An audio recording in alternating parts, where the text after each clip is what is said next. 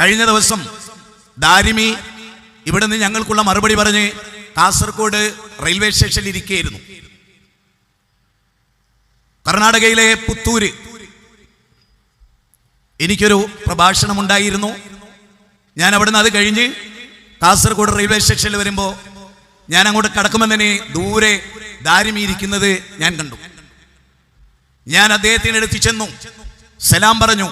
അദ്ദേഹം വളരെ ഉച്ചത്തിൽ എനിക്ക് സലാം മടക്കി. ഓർക്കണേ, എന്നെ പറ്റി നുണ പറഞ്ഞ് എനിക്ക് ഖുർആനിന്റെ വചനം തെറ്റി എന്ന കള്ളം പറഞ്ഞ് തെറ്റി ഞാൻ വളരെയേറെ പഠിച്ചിട്ടാ വന്നതെന്നൊക്കെ പറഞ്ഞ് പിന്നെ ചോദ്യപ്പോൾ അദ്ദേഹം തെറ്റിച്ച്, എനിക്ക് തെറ്റു പറ്റിയില്ല, അദ്ദേഹത്തിന് തെറ്റുപറ്റി. അങ്ങനെയൊക്കെയുള്ള മനുഷ്യൻ വളരെ നല്ല രൂപത്തിൽ ഞങ്ങൾ പെരുമാറി. ഞാൻ ഉടനെ തന്നെ അദ്ദേഹത്തോട് പറഞ്ഞു, നിങ്ങൾക്ക് ഞങ്ങളോട് ആശയപരമായി വിയോജിപ്പുണ്ടെങ്കിൽ മറുപടി പറയാമായിരുന്നു. സാധാരണ അന്തസ്സുള്ള ഒരാളും നിങ്ങളോടൊപ്പം ഇരുന്ന വ്യക്തിയുടെ കൂടെ സാധാരണ ഇരിക്കാറില്ല. AP വിഭാഗത്തിലെ വേറെ ആരുമായാലും അത്ര തന്നെ നിങ്ങൾക്ക് ക്ഷീണം തട്ടുമായിരുന്നില്ല. സോഷ്യൽ മീഡിയയിൽ, പത്രങ്ങളിൽ വളരെ ഷെറിന്റെ പേരിൽ പരസ്യമായി വിചാരണ ചെയ്യപ്പെട്ട സംസ്കാരമില്ലാത്ത ഒരു വ്യക്തിയുടെ കൂടെ അങ്ങിരിക്കാൻ പാടില്ലായിരുന്നു എന്ന് ഞാൻ പറഞ്ഞു. കമാ എന്നൊരക്ഷരം അദ്ദേഹം മിണ്ടിയില്ലെന്ന് മാത്രമല്ല, പിറ്റേ ദിവസങ്ങളൊക്കെ വല്ലാത്തൊരു മനപ്രയാസം പലരും ഫോൺ ചെയ്ത് അദ്ദേഹത്തിന് ഉണ്ടായി എന്നറിയാൻ സാധിച്ചു. ഇനിയൊരു പക്ഷേ എന്തൊക്കെ തന്നെയാണെങ്കിലും അയാൾ അതുപോലെ ഇനി വന്നുകൊള്ളണം എന്നില്ല. ഇവിടെ ഒരു കാര്യം വളരെ വ്യക്തമാണ്. മുജാഹിദുകൾ ഒരു പ്രസംഗം ചെയ്താൽ വല്ലാത്തൊരു അസ്വസ്ഥത രണ്ട് ഗ്രൂപ്പുകൾക്കും ഉണ്ടാകുന്നുണ്ട് എന്ന കാര്യം. ഒറ്റക്കൊറ്റക്കന് ഇവരെ നേരിടാൻ പറ്റില്ല. സഖ്യകക്ഷികളെ പോലെ നാം ഒന്നിക്കേണ്ടതുണ്ട് എന്ന് പൈവടികയിലെ ആളുകൾക്ക് തോന്നിയത് കൗതുകകരമായ കാര്യമാണ്. സാധാരണക്കാരായ ആളുകൾക്ക് വളരെ രസകരമായി ചിന്തിക്കാം. മുജാഹിദ് പ്രസ്ഥാനത്തിലെ രണ്ട് ചെറിയ ആളുകൾ, പണ്ഡിതന്മാരല്ലാത്ത ആളുകൾ, പ്രഭാഷകന്മാരായ ആളുകൾ ഇവിടെ വന്ന് ഖുർആനിന്റെ വചനങ്ങൾ അനവരതം ഓതി മനുഷ്യഹൃദയങ്ങളെ അരയാലില പോലെ അവരെ സ്പന്ദനം ചെയ്യിപ്പിച്ചപ്പോ എന്തോ വഖാലല്ലദീന കഫറു ലാ തസ്മഉ ലിഹാദൽ ഖുർആൻ വഖാലല്ലദീന കഫറു, സത്യനിഷേധികളായ ആളുകൾ പറഞ്ഞു, നിങ്ങൾ ഖുർആൻ കേൾക്കരുത്, കൂക്കിക്കോളൂ, ബഹളമുണ്ടാക്കിക്കോളൂ. കാരണം ഖുർആനിന് മനുഷ്യഹൃദയങ്ങളെ കീഴടക്കി മുന്നേറാനുള്ള ദൈവികമായ കഴിവുണ്ട് എന്ന് മക്കയിലെ ആളുകൾ മനസ്സിലാക്കി. ആയിരക്കണക്കിന് ഖുർആനിന്റെ വചനങ്ങൾ കഴിഞ്ഞ ഒരാഴ്ചയുടെ ഉള്ളിൽ വിനീതനായി എനിക്ക് ജനങ്ങളോട് പറയേണ്ടി വന്നിട്ടുണ്ട്. അഥവാ അത്രമേൽ ഖുർആനിന്റെ വചനങ്ങളുടെ അകമ്പടിയോടെ, ദൈവിക ഗ്രന്ഥത്തിന്റെ വചനങ്ങളുടെ അകമ്പടിയോടെ കാര്യങ്ങൾ അവതരിപ്പിക്കേണ്ടി വന്നിട്ടുണ്ട്. നോക്കൂ, പരിശുദ്ധ റമദാനിന്റെ പടിവാതിക്കലാണ് നാം. പരിശുദ്ധ റമദാനിന്റെ പടിവാതിക്കൽ എന്ന് പറഞ്ഞാൽ 2 ദിവസങ്ങൾക്കപ്പുറത്ത് അല്ലെങ്കിൽ ഒരു ദിവസത്തിനപ്പുറത്ത് പരിശുദ്ധ റമദാൻ നമ്മളിലേക്ക് വരും. തീർച്ചയായും ഷഹ്റും മുബാറക്കായിട്ടുള്ള, ഉത്തമമായിട്ടുള്ള, ശ്രേഷ്ഠമായിട്ടുള്ള, 1000 മാസങ്ങളേക്കാൾ പുണ്യമുള്ള ലൈലത്തുൽ ഖദ്റിന്റെ രാത്രി ഉൾക്കൊള്ളുന്ന, അതുപോലെ നിങ്ങൾ നമസ്കരിക്കണേ നിന്നുകൊണ്ട് എന്ന് അതേ റസൂലുള്ളാഹി പറഞ്ഞു. നിങ്ങൾ തീർച്ചയായും മൻ കാമ ലൈലത്തുൽ ഖദ്രി ഈമാനൻ ഫഇഹ്തിസാബൻ ഗഫിറ ലഹു മാ തഖദ്ദമ മിൻ ദംബി.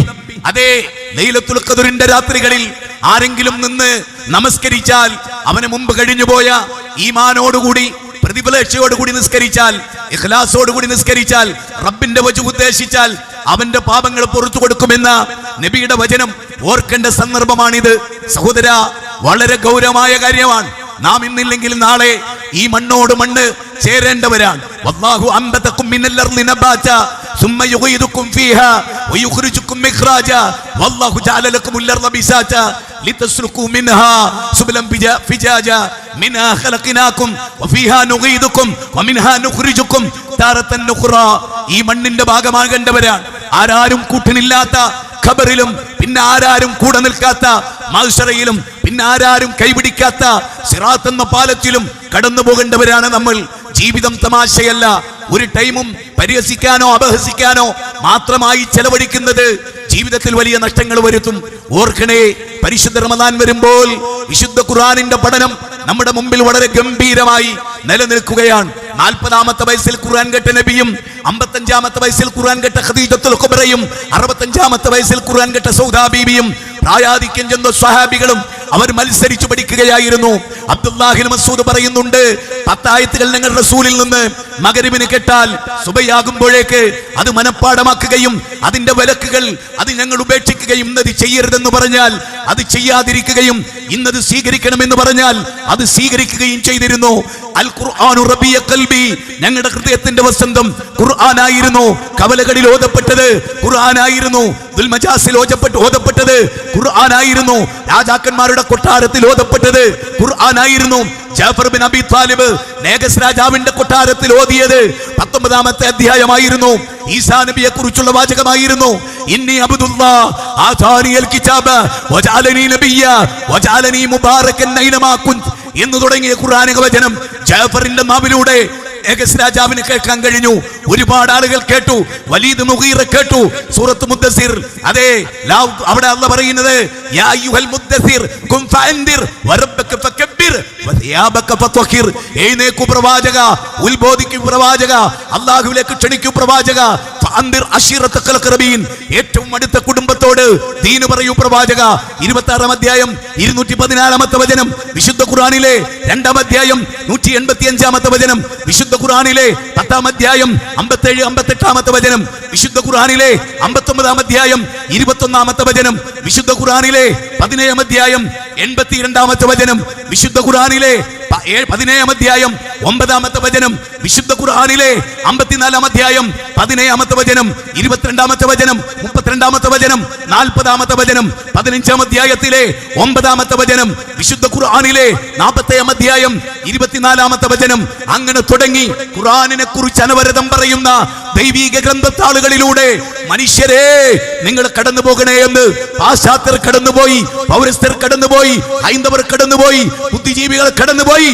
അതുകൊണ്ട് അശ്വമേധത്തിലെ പ്രദീപ് പോലും പറഞ്ഞു, ഈ ലോകത്ത് ഏറ്റവും ഉത്തമമായ ഗ്രന്ഥത്തിൽ നിന്ന് 2 എടുത്ത് എന്നോട് പാരായണം ചെയ്യാൻ പറഞ്ഞാൽ ഒന്നാമതായി ഞാൻ വിശുദ്ധ ഖുർആൻ എടുക്കുമെന്ന് പറയുന്നത് വാണിദാസ് ഇളയാവൂർ എന്ന ഒരു അവാർഡ് കിട്ടിയ അധ്യാപകന്, ദേശീയ അവാർഡ് കിട്ടിയ വാണിദാസ് ഖുർആനിന്റെ മുമ്പിൽ വിനയാന്വിതമെന്ന് ആയിരക്കണക്കിന് സുന്നി പണ്ഡിതന്മാരെക്കാളും ഖുർആൻ പഠിച്ചു.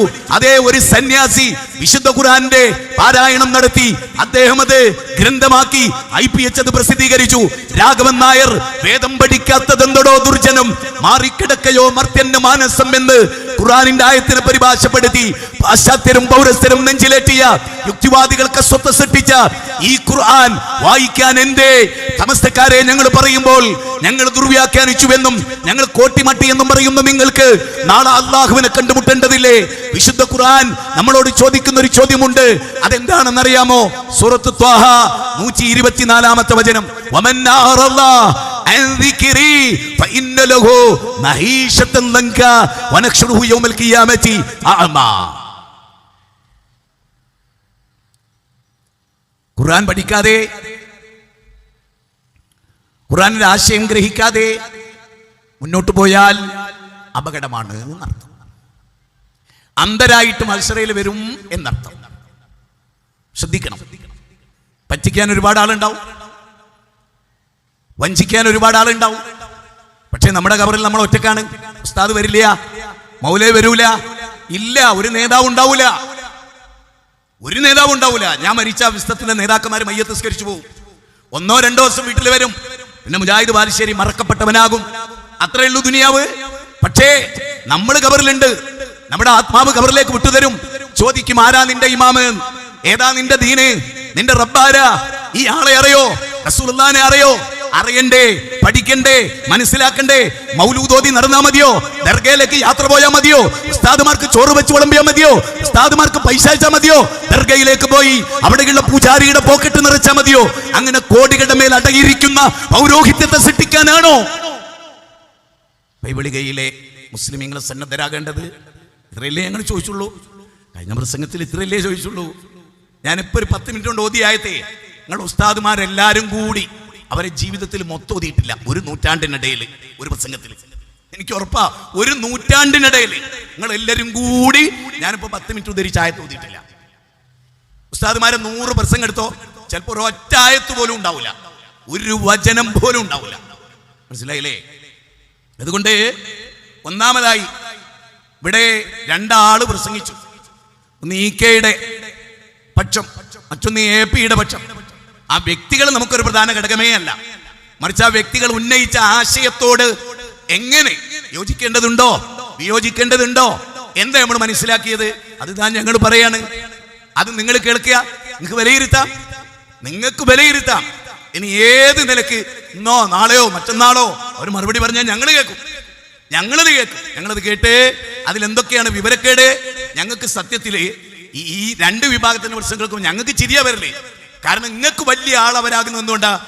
സഹോദരങ്ങളെ, നിങ്ങളൊന്നും പഠിക്കരുത് എന്ന് അവർ പണ്ടേ തീരുമാനിച്ചോണ്ട് നിങ്ങൾക്കൊന്നും അറിയില്ല. നേരെ മറിച്ച് ഞങ്ങളുടെ അനുയായികൾ അങ്ങനെയല്ല, അവരെ ഞങ്ങൾ പഠിപ്പിച്ചുകൊണ്ടേ ഇരിക്കുക. അതുകൊണ്ട് ഞങ്ങളെപ്പോലെ തന്നെ അവർ പഠിക്കും, ചിലപ്പോൾ ഞങ്ങളെക്കാൾ കൂടുതൽ പഠിക്കും. അതുകൊണ്ട് ഞങ്ങൾക്ക് ഞങ്ങളുടെ സദസ്സിനെ പോലും പേടിയാ. നിങ്ങൾക്ക് എന്താ പേടി? മുന്നിലിരിക്കുന്നവനെ ഒരു വിവരവുമില്ല എന്ന വിവരമാണ് നിങ്ങൾക്ക് റബ്ബ് തന്ന ഏറ്റവും വലിയ വിവരം. അതുകൊണ്ട് നമുക്ക് MT അബൂബക്കർ ഉസ്താദിന്റെ തുടക്കം ഒന്ന് കേൾക്കാം. أعوذ بالله من الشيطان الرجيم بسم الله الرحمن الرحيم ولو أنهم إذ ظلموا أنفسهم جاءوك فاستغفروا الله واستغفر لهم الرسول لوجدوا الله توابا رحيما. എല്ലാവരും കേട്ടല്ലോ? ഒരായത്തിന്റെ ആദ്യ ഭാഗമല്ല. സാധാരണഗതിയിൽ ഒരായത്ത് പൂർണ്ണമായിട്ട് ഓതാൻ പോലും നിങ്ങൾ ഉസ്താദുമാർക്ക് മനസ്സില്ല. ആ ക്ലിപ്പ് ഒന്നുകൂടെ കേൾപ്പിച്ചവനെ.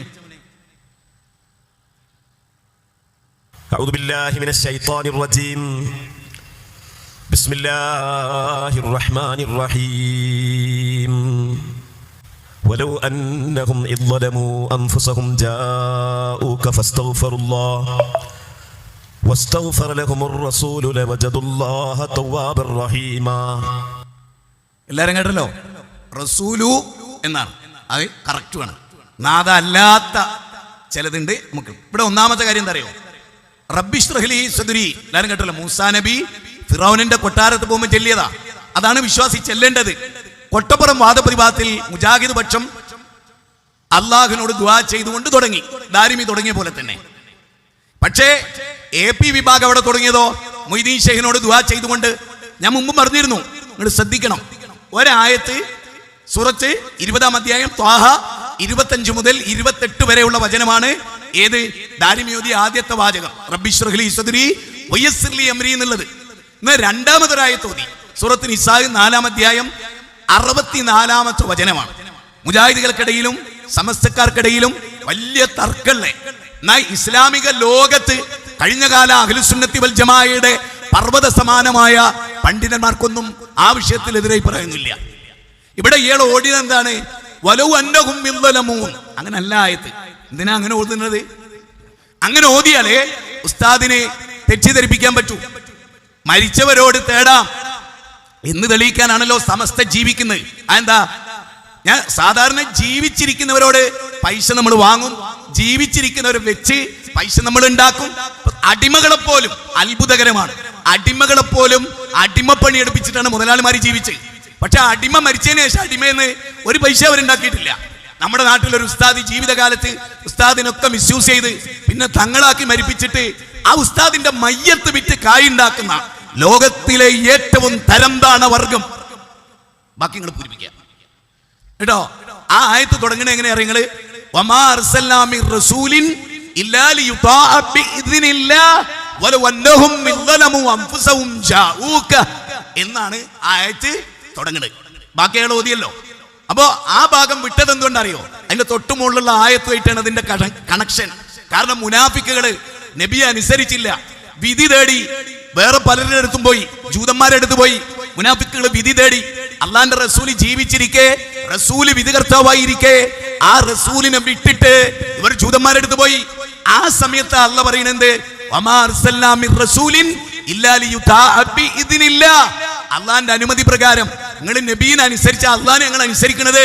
അല്ലാണ്ട് നിങ്ങൾ മുഹമ്മദ് ഖുറൈശിയായി പോയി എന്നതുകൊണ്ട് അനുസരണക്കേട് കാണിക്കേണ്ടതില്ല എന്ന വിപുലമായ ഒരു തത്വത്തെ അള്ളാഹുവിന്റെ ഗ്രന്ഥത്തിലൂടെ മാനവരാശിക്ക് ഉൾക്കൊള്ളത്തക്ക രൂപത്തിൽ ഉള്ളടക്കം കൊണ്ട് കണ്ടന്റ് കൊണ്ട് ഉജ്ജ്വലിപ്പിച്ചു നിർത്തിയ ഒരു ഖുർആനിക വചന അതുപോലും തുടക്കത്തിൽ പൂർണ്ണമായി ഓതാൻ സാധ്യമായില്ല എന്നത് നിങ്ങളുടെ ഒരു പോരായ്മ തന്നെയാണ്, മനസ്സിലാക്കുക. ഇനി നമ്മുടെ AP സുന്നികളെ അഭിമുഖീകരിച്ചുകൊണ്ട് ഇവിടെ വന്ന കസർത്ത് മാത്രം പരിചയമുള്ള, പൊട്ടീസ് മാത്രം പരിചയമുള്ള ക്ലിപ്പിങ്ങിൽ എന്താ പറയുന്നത് എന്ന് കൃത്യമായിട്ട് കേട്ടു മനസ്സിലാക്കാൻ ജനങ്ങൾക്ക് അവസരം കൊടുക്കാത്ത, ഓരോ മൈക്രോ സെക്കൻഡ് കേൾപ്പിച്ച് തന്റെ കസർത്ത് ഉള്ളിൽ കയറ്റിവിടുന്ന ആ പുരോഹിത മനുഷ്യൻ, അയാളും ഇതുപോലെ ഒരായത്ത് ഓതുന്നുണ്ട്. കേട്ടോളൂ. ബിസ്മില്ലാഹിർ റഹ്മാനിർ റഹീം. ومن يشاقق الرسول من بعد ما تبين له الهدى ويتبع غير سبيل المؤمنين نوله ما تولى ونصله جهنم وساءت مصيرا صدق الله مولانا العلي العظيم. ഈ ഭൂമുഖത്ത് ഈ ആയത്ത് ഓതാൻ ഒരർഹതയില്ലാത്തവനാണ് ഇത് ഓതുന്നത്. ഇത് സൂറത്ത് നിസായിലാണ്, 4-ാം അധ്യായം 115-ാമത്തെ വാചകമാണ്. ആ വാചകം അയാൾക്കെതിരാണ്, അയാളുടെ ജീവിതത്തിനെതിരാണ്, അയാളുടെ സ്വഭാവത്തിനെതിരാണ്, അയാളുടെ സംസാരത്തിനെതിരാണ്, അയാളുടെ ശൈലിക്കെതിരാണ്, അയാളുടെ ഭാവത്തിനെതിരാണ്, അയാളുടെ നടത്തത്തിനെതിരാണ്, അയാളുടെ ചിന്തക്കെതിരാണ്, അയാളുടെ മദ്രസയിൽ ചെയ്തു കൂട്ടിയതിനെതിരാണ്, അയാൾ വേറെ പലരോടും ചെയ്തതിനെതിരാണ്. എല്ലാ ആയത്ത് അയാൾക്കെതിരാണ്. അയാളുടെ അക്കീദ അതിനനുസരിച്ചല്ല, അയാളുടെ വിശ്വാസം അതിനനുസരിച്ചല്ല, അതിൽ പറഞ്ഞനുസരിച്ചല്ല അയാൾ ജീവിക്കുന്നത്. അയാൾ സ്വന്തം ഇഷ്ടത്തെ പിൻപറ്റുന്നവനാണ്, വിദ്യത്തിനെ പ്രൊമോട്ട് ചെയ്യുന്നവനാണ്, ശിർക്കിനെ താലോലിക്കുന്നവനാണ്, പൗരോഹിത്യത്തെ അരക്കെട്ടുറപ്പിച്ചവനാണ്, ജനങ്ങളെ നിന്ദിച്ചവനാണ്, ഈമാനുള്ള മനുഷ്യരുടെ ഈമാൻ കൊള്ള ചെയ്തവനാണ്. ഈ ആയത്തുമായി എന്തിനാ ഈ രണ്ടാളെ ആയത്ത് ഓതി അറിഞ്ഞ്? ഈ ആയത്തേ ഉള്ളൂ. പിന്നെ നിങ്ങള് അവരെ പ്രസംഗം ഫുള്ള് കേട്ടില്ലേ? ഏതെങ്കിലും ഒരു ആയത്ത് പിന്നെ പൂർണ്ണമായിട്ട് ഉദ്ധരിച്ചോ? ചിന്തിക്ക്. കണ്ടോ, ഏതൊക്കെ ഇബാറത്ത് അത് സുഖ, ആരൊക്കെ എഴുതി വെച്ച പിൽക്ക. നോക്കൂ, അള്ളാന്റെ ഖുർആനിനേക്കാളും ഇവരേതിനാ പ്രാധാന്യം കൊടുക്കുന്നത്? ഏതിനാണ് ഈ ആളുകൾ പ്രാധാന്യം കൊടുക്കുന്നത്? അത് മനസ്സിലാകണമെങ്കിൽ സാക്ഷാൽ ഖമറുൽ എന്നോ ഇന്ത്യയുടെ ഗ്രാൻഡ് മുഫ്തി എന്നോ ഒക്കെ പറയണേ സഖാഫിമാരുടെ കണ്ണിലുണ്ണിയും നാളെ മരിച്ചാൽ ഔലിയാക്കളിൽ ലോക നേതാവും നോർഡ് സിറ്റിയുടെ പള്ളിക്കുള്ളിലോ അതിന്റെ തൊട്ടടുത്തോ മയ്യത്തിന്റെ സ്ഥാനം പിടിക്കുന്നതുമായ കാന്തപുരം AP അബൂബക്കർ മുസ്ലിയാർ അദ്ദേഹം പറയുന്നത് നമുക്ക് കേൾക്കാം. 3-ാമത്തെ ക്ലിപ്പ്, സഖാഫിയുടെ പ്രസംഗത്തിന്റെ ചുവട്ടിൽ നമ്മൾ കൊടുത്തിട്ടുള്ള 3-ാമത്തെ ക്ലിപ്പ് കേൾക്കുക. ഇവരിങ്ങനെ ആയത്തോതും ധാരാളം, എന്നിട്ട് വേണമെങ്കിൽ ആയത്തിന്റെ നമ്പറും പേജും ഒക്കെ ആയിട്ട് പറയും. 38, 48 എന്ന് പറഞ്ഞിങ്ങനെ എല്ലാ ആയത്തിനും പേര് തെറ്റിപ്പോണ്ടാന്ന് പേജും. സുന്നികൾ 2 മണിക്കൂർ എന്ന് പറഞ്ഞാൽ ആകെ ഒരായത്തോ 2 ആയത്തോ ഒക്കെ ആവുക. ബാക്കി ഇമാമിങ്ങളെ കൗലും ഇമാമിങ്ങൾ പറഞ്ഞ ഉദ്ധരണികളും സ്വാലിഹ്യങ്ങൾ പറഞ്ഞ ചരിത്രങ്ങളൊക്കെ ആയിരിക്കും സുന്നികളെ വാതിലുണ്ടാകുക. മറ്റത് ആയത്തിങ്ങനെ തുരുതുരുതുറേ ഓതും എല്ലാരും. ഞാൻ ഈ പ്രസംഗത്തിന് ഈ ഒരൊറ്റ ക്ലിപ്പ് മതി. ഒരു 5 കൊല്ലം പ്രസംഗിക്കാനുള്ള പോയിന്റ് ഉസ്താദ് തന്നിട്ടുണ്ട്. ഒന്ന് ഉസ്താദ് പറയുന്നത് എന്താണ്? സമസ്തക്കാര് 2 മണിക്കൂർ പ്രസംഗിച്ച 1-2 ആയത്ത്, അതിനേക്കാൾ ഉപരി ഇമാമിങ്ങളുടെ കൗലി ചരിത്രം. എന്ത് മനസ്സിലായി? ഖുർആനായിട്ട് വലിയ ബന്ധമുള്ള ഒരു സമൂഹത്തിന്റെ പേരല്ല സമസ്ത എന്ന്. ഞാൻ പറഞ്ഞ ഞങ്ങൾക്ക് എന്നോട് വിരോധം ഉണ്ടാവും, ഞാനില്ലല്ലോ പറയുന്നത്. മാത്രമല്ല, ഇബ്രാഹിം നബിക്കാണോ മാത്രം കാന്തപുരത്തിനാന്ന് വെച്ചാൽ കാന്തപുരത്തിനെന്ന് പറയുന്ന ഒരു കൗമ് അവരുടെ കൂട്ടത്തിലുണ്ട്. അതുകൊണ്ട് തന്നെ കാന്തപുരം പറഞ്ഞ ഞങ്ങൾക്ക് അവസാന വാക്കാ. കാന്തപുരം എന്താ പറയുന്നത്? കാന്തപുരം മുജാഹിദുകളെ പറ്റി പറയുന്നത് എന്താ അറിയോ? നബി സല്ലല്ലാഹു അലൈഹി വസല്ലമയുടെ നല്ല ശിഷ്യന്മാരായി വരികയെന്ന്. അതെന്താ? നബി സല്ലല്ലാഹു അലൈഹി വസല്ലമയുടെ ശിഷ്യന്മാരുടെ പ്രത്യേകത ഖുർആൻ ഓതി തെളിവ് പറയാന്നുള്ളതായിരുന്നു. എവിടെ തെളിവ് എന്ന് ചോദിച്ചാൽ ഖുർആനിലുണ്ടോ സുന്നത്തിലുണ്ടോ എന്ന് ചോദിച്ചാൽ അവർ തെളിവാ ഉദ്ധരിക്കുക. അപ്പൊ ഞാൻ പറഞ്ഞല്ലോ, ഉമർ ബിൻ ഖത്താബ് റളിയല്ലാഹു അൻഹു നബി മരിച്ചപ്പോ നബി മരിക്കാൻ പാടില്ല, അങ്ങനെയാണെങ്കിൽ ഈ ആയത്ത് എവിടെ കൊണ്ടുപോയി വെക്കും എന്ന് ചോദിച്ചൊരു ആയത്ത് ഉദ്ധരിച്ചിരുന്നു. 62-ാം അധ്യായം 3-ാമത്തെ വചനം. ഈ ഒരു വചനം അദ്ദേഹം ഉദ്ധരിച്ചപ്പോ തെളിവിന് വചന ഉദ്ധരിച്ച് നിങ്ങളെ പോലെ പാളക്കിതാബല്ല. പക്ഷേ അബൂബക്കർ സിദ്ദീഖ് റളിയല്ലാഹു അൻഹു 2 ആയത്ത് ഉദ്ധരിച്ചു.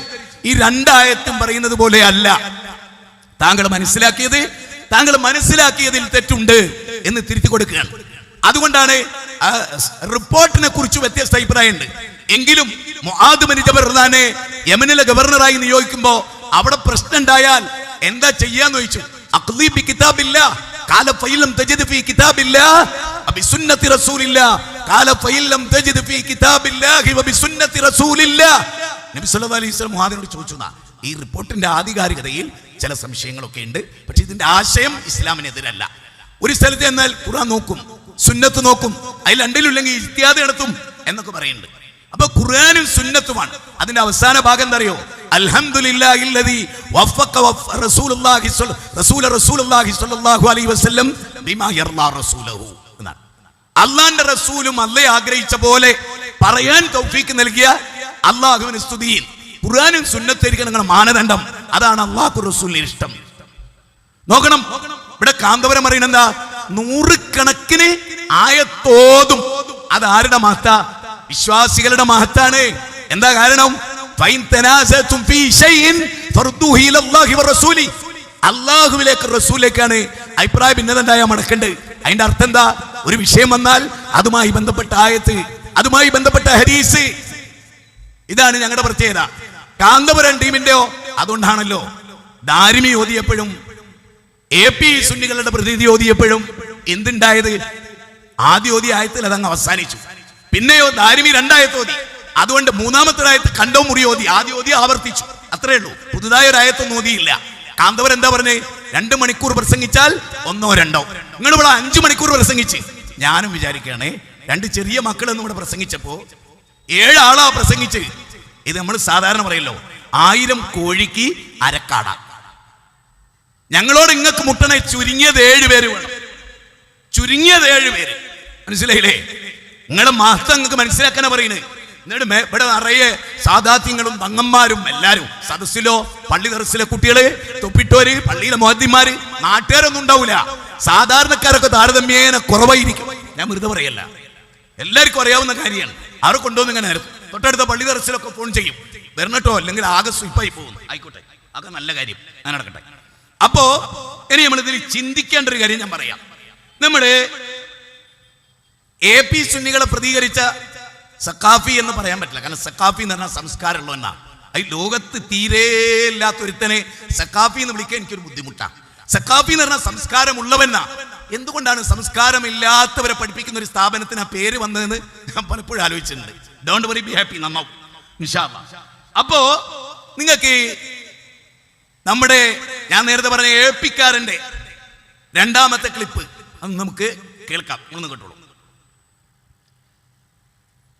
ഇവിടെ വഹാബി പുരോഹിതന്മാരും നീണ്ട 3 മണിക്കൂർ നാക്കിട്ടടിച്ചതിൻ്റെ ഇവിടെ വഹാബി പുരോഹിതന്മാരും നീണ്ട 3 മണിക്കൂർ നാക്കിട്ടടിച്ചതിൻ്റെ എങ്ങനെ എങ്ങനെ എങ്ങനെ എങ്ങനെ നീണ്ട 3 മണിക്കൂർ ഞങ്ങൾ ഇവിടെ നാക്കിട്ടടിച്ചേ. അപ്പൊ അയാൾക്ക് നാക്കിട്ടടിയായി തോന്നിയത് എന്താണ്? ഞാൻ നിങ്ങളോട് ചോദിക്കട്ടെ, എത്ര അധ്യായം വചനവും ഞാൻ ഇവിടെ പറയുന്നുണ്ട്. ഇന്ന് ഞാൻ എത്ര പറഞ്ഞു? നിങ്ങൾക്ക് രോമാഞ്ചം ഉണ്ടായില്ലേ? അത് അള്ളാന്റെ ഖുർആന്റെ പ്രത്യേകതയാ. എന്നിട്ട് പറയാണ് അത് നാക്കിട്ടടിയാണ്. 7 മണിക്കൂർ തൊള്ളത്താൾ അലക്കിയ നിങ്ങളല്ലേ? ഞങ്ങൾ ആ നാക്കിട്ട് കടകളകളകളേ നടിച്ചതാരാ? ഓരോ ക്ലിപ്പിന്റെ 1 സെക്കൻഡ് കളിപ്പിക്കുക, കടകളാ നടിക്കുക. അതാരാ? ആരാണ്? ചിന്തിക്ക്, അതാരാ? എന്നിട്ട് പറയാണ് 3 മണിക്കൂർ നാക്കിട്ടടിച്ചുന്നേ. അള്ളാന്റെ ഖുർആൻ ഓതിയ നാക്കിട്ടടിയായിട്ടാ തോന്നുന്നത്. മനസ്സിലായില്ലേ? ശരിക്കും ആലോചിച്ചോളുക എന്താ ഈ പറയണേന്ന്. ഞാൻ വീണ്ടും EK-ക്കാരോട് പറയാണ്, നിങ്ങൾ വലിയൊരു പ്രസ്ഥാനല്ലേ, നിങ്ങൾക്ക് ഈ ടീമിനെ കൂട്ടുപിടിക്കേണ്ട വല്ല ഗതികേടുണ്ടോ? നിങ്ങൾക്ക് സെപ്പറേറ്റ് നടത്തിയ 2 പരിപാടി ഇവിടെ ഇറക്കൂലായിരുന്നോ? കാരണം ചിന്തല്ല, തൗഫീഖില്ല. തൗഫീഖ് ഇല്ലാത്തോണ്ടാ. നിങ്ങൾ നോക്കിയോ, ദാരിമി ഇനി കയറുവോ? കയറുവോ? ദാരിമി അന്തസ്സിന്റെ കയറുവോ? ഇനി ഓന്റെ കൂടെ കയറുവോ? ഞാൻ അറിയാതെ പോലും ഓന്റെ പേര് വരരുതേ നിങ്ങളും പ്രാർത്ഥിക്കും. അത്ര സുഖമുള്ള ഏർപ്പാടല്ല അത്. ആ കക്ഷിന്റെ ഉദ്ധരിക്കാന്ന് അറിയണത്. അപ്പോ ഇനി നമ്മള് ശരിക്ക് ചിന്തിക്കേണ്ട അടുത്തൊരു കാര്യം എന്താ അറിയോ? AP-ക്കാരൻ പറയണ അടുത്തൊരു കാര്യം, അത് 4-ാമത്തെ ക്ലിപ്പ്. അത് നിങ്ങള് ഷാർപ്പായിട്ട് ശ്രദ്ധിച്ച് കേൾക്കുക.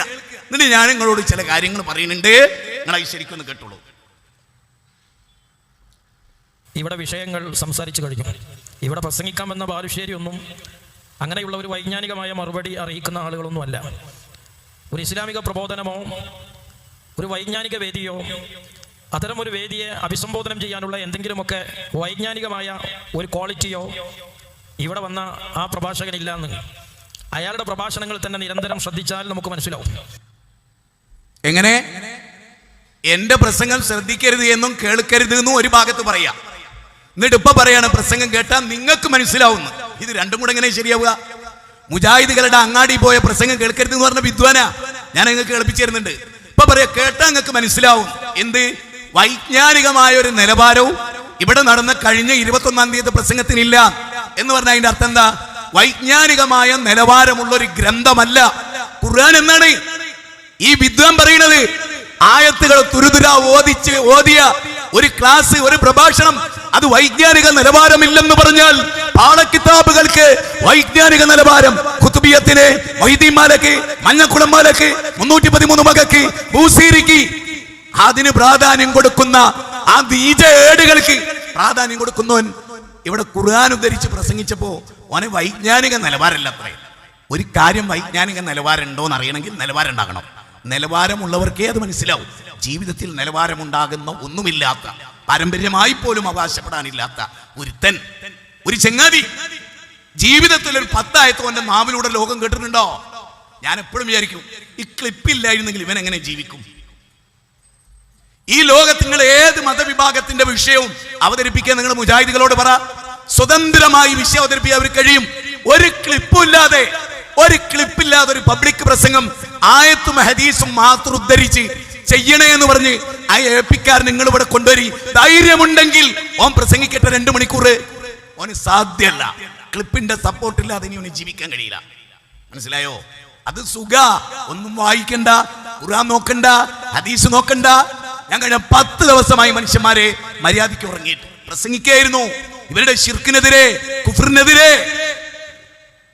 ഒരു മടി ഉണ്ടായിട്ടില്ല ആയത്ത് പഠിക്കാൻ. ഞാൻ ഇന്നും പുതിയ ആയത്ത് പഠിച്ചിട്ടുണ്ട്. ഓരോ ദിവസവും പഠിക്കുന്നുണ്ട്. അത് ഞങ്ങളോട് പറയുന്നുണ്ട്. കാരണം അള്ളാന്റെ റസൂൽ പറയാണ്, ഉസ്മാൻ ഇബ്നു അഫ്ഫാൻ പഠിപ്പിക്കാണ്, സഹീഹ് മുസ്ലിമിലുള്ളതാണ്, ഖൈറുക്കും മൻ തഅല്ലമൽ ഖുർആന വഅല്ലമഹു. ഖുർആൻ പഠിക്കുകയും വേണം, പഠിപ്പിക്കുകയും വേണം. ഞാൻ രാവിലെ പഠിക്കും, വൈകുന്നേരം പ്രസംഗത്തിലൂടെ പഠിപ്പിക്കും. അള്ളാന്റെ റസൂൽ പറഞ്ഞാൽ അവൻ ഏറ്റവും ഉത്തമൻ. നിങ്ങൾ ആലോചിച്ച് നോക്ക്, ഖുർആൻ പഠിക്കുകയും അത് ജനങ്ങളെ പഠിപ്പിക്കുന്നവന് ഏറ്റവും ഉത്തമനാണെന്ന് റസൂൽ. അവന് വൈജ്ഞാനിക നിലവാരമില്ലെന്ന് അവന് വൈജ്ഞാനിക നിലവാരമില്ലെന്ന് മർക്കസിൽ കുട്ടിയായിരിക്കെ ആരാന്റെ ചെലവിൽ ജീവിച്ചവൻ. ഇത് ഞാൻ പറഞ്ഞല്ലോ കേട്ടോ, മുപ്പരെന്നെ പറഞ്ഞ.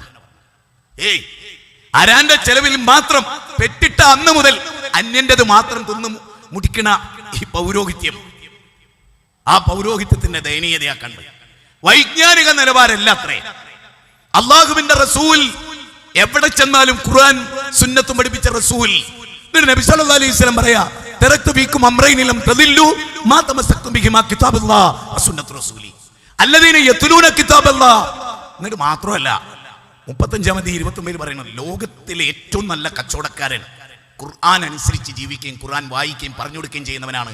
അവനാണ് നിലവാരത്തിലെ ഏറ്റവും ഉത്തമെന്ന് ഖുർആൻ പറഞ്ഞിട്ട് ഓന് വൈജ്ഞാനിക നിലവാരമില്ലത്രേ, ക്വാളിറ്റി ഇല്ലത്രേ. സത്യാണ്. ആരുടെ ഭാഷയിൽ? പൗരോഹിത്യത്തിന്റെ ഭാഷയിൽ ഖുർആൻ പഠിച്ചവന് ക്വാളിറ്റി ഇല്ലാത്തവനാ. പിന്നെ എന്ത് പഠിക്കണം? ചെകുത്താന്റെ കൃതി വായിക്കണം, സാത്താനിക് വേഴ്സസ് വായിക്കണം. പിന്നെ കള്ളു കുടിക്കുന്ന, പെണ്ണ് പിടിക്കുന്ന, തെണ്ടി നടക്കുന്ന, കുടിക്കാത്ത ഏതെങ്കിലും വലിയ ലാ കണ്ട ഇല്ലല്ലാ ലാ മൂക്ക ഇല്ലല്ലാ എന്ന് എഴുതിയാൽ അത് വായിക്കുന്നവനാണ് അത്രേ. അതുകൊണ്ട് ഇവരെന്താ പറഞ്ഞത്? അതുകൊണ്ട് നിങ്ങൾ മനസ്സിലായിക്കോളി, ഇവർക്ക് ഖുർആൻ ഉദ്ധരിച്ച വൈജ്ഞാനികമല്ല. കാരണം ഖുർആനിലെ വിജ്ഞാനത്തെ നിഷേധിക്കുന്നവരാണ് ഇവർ.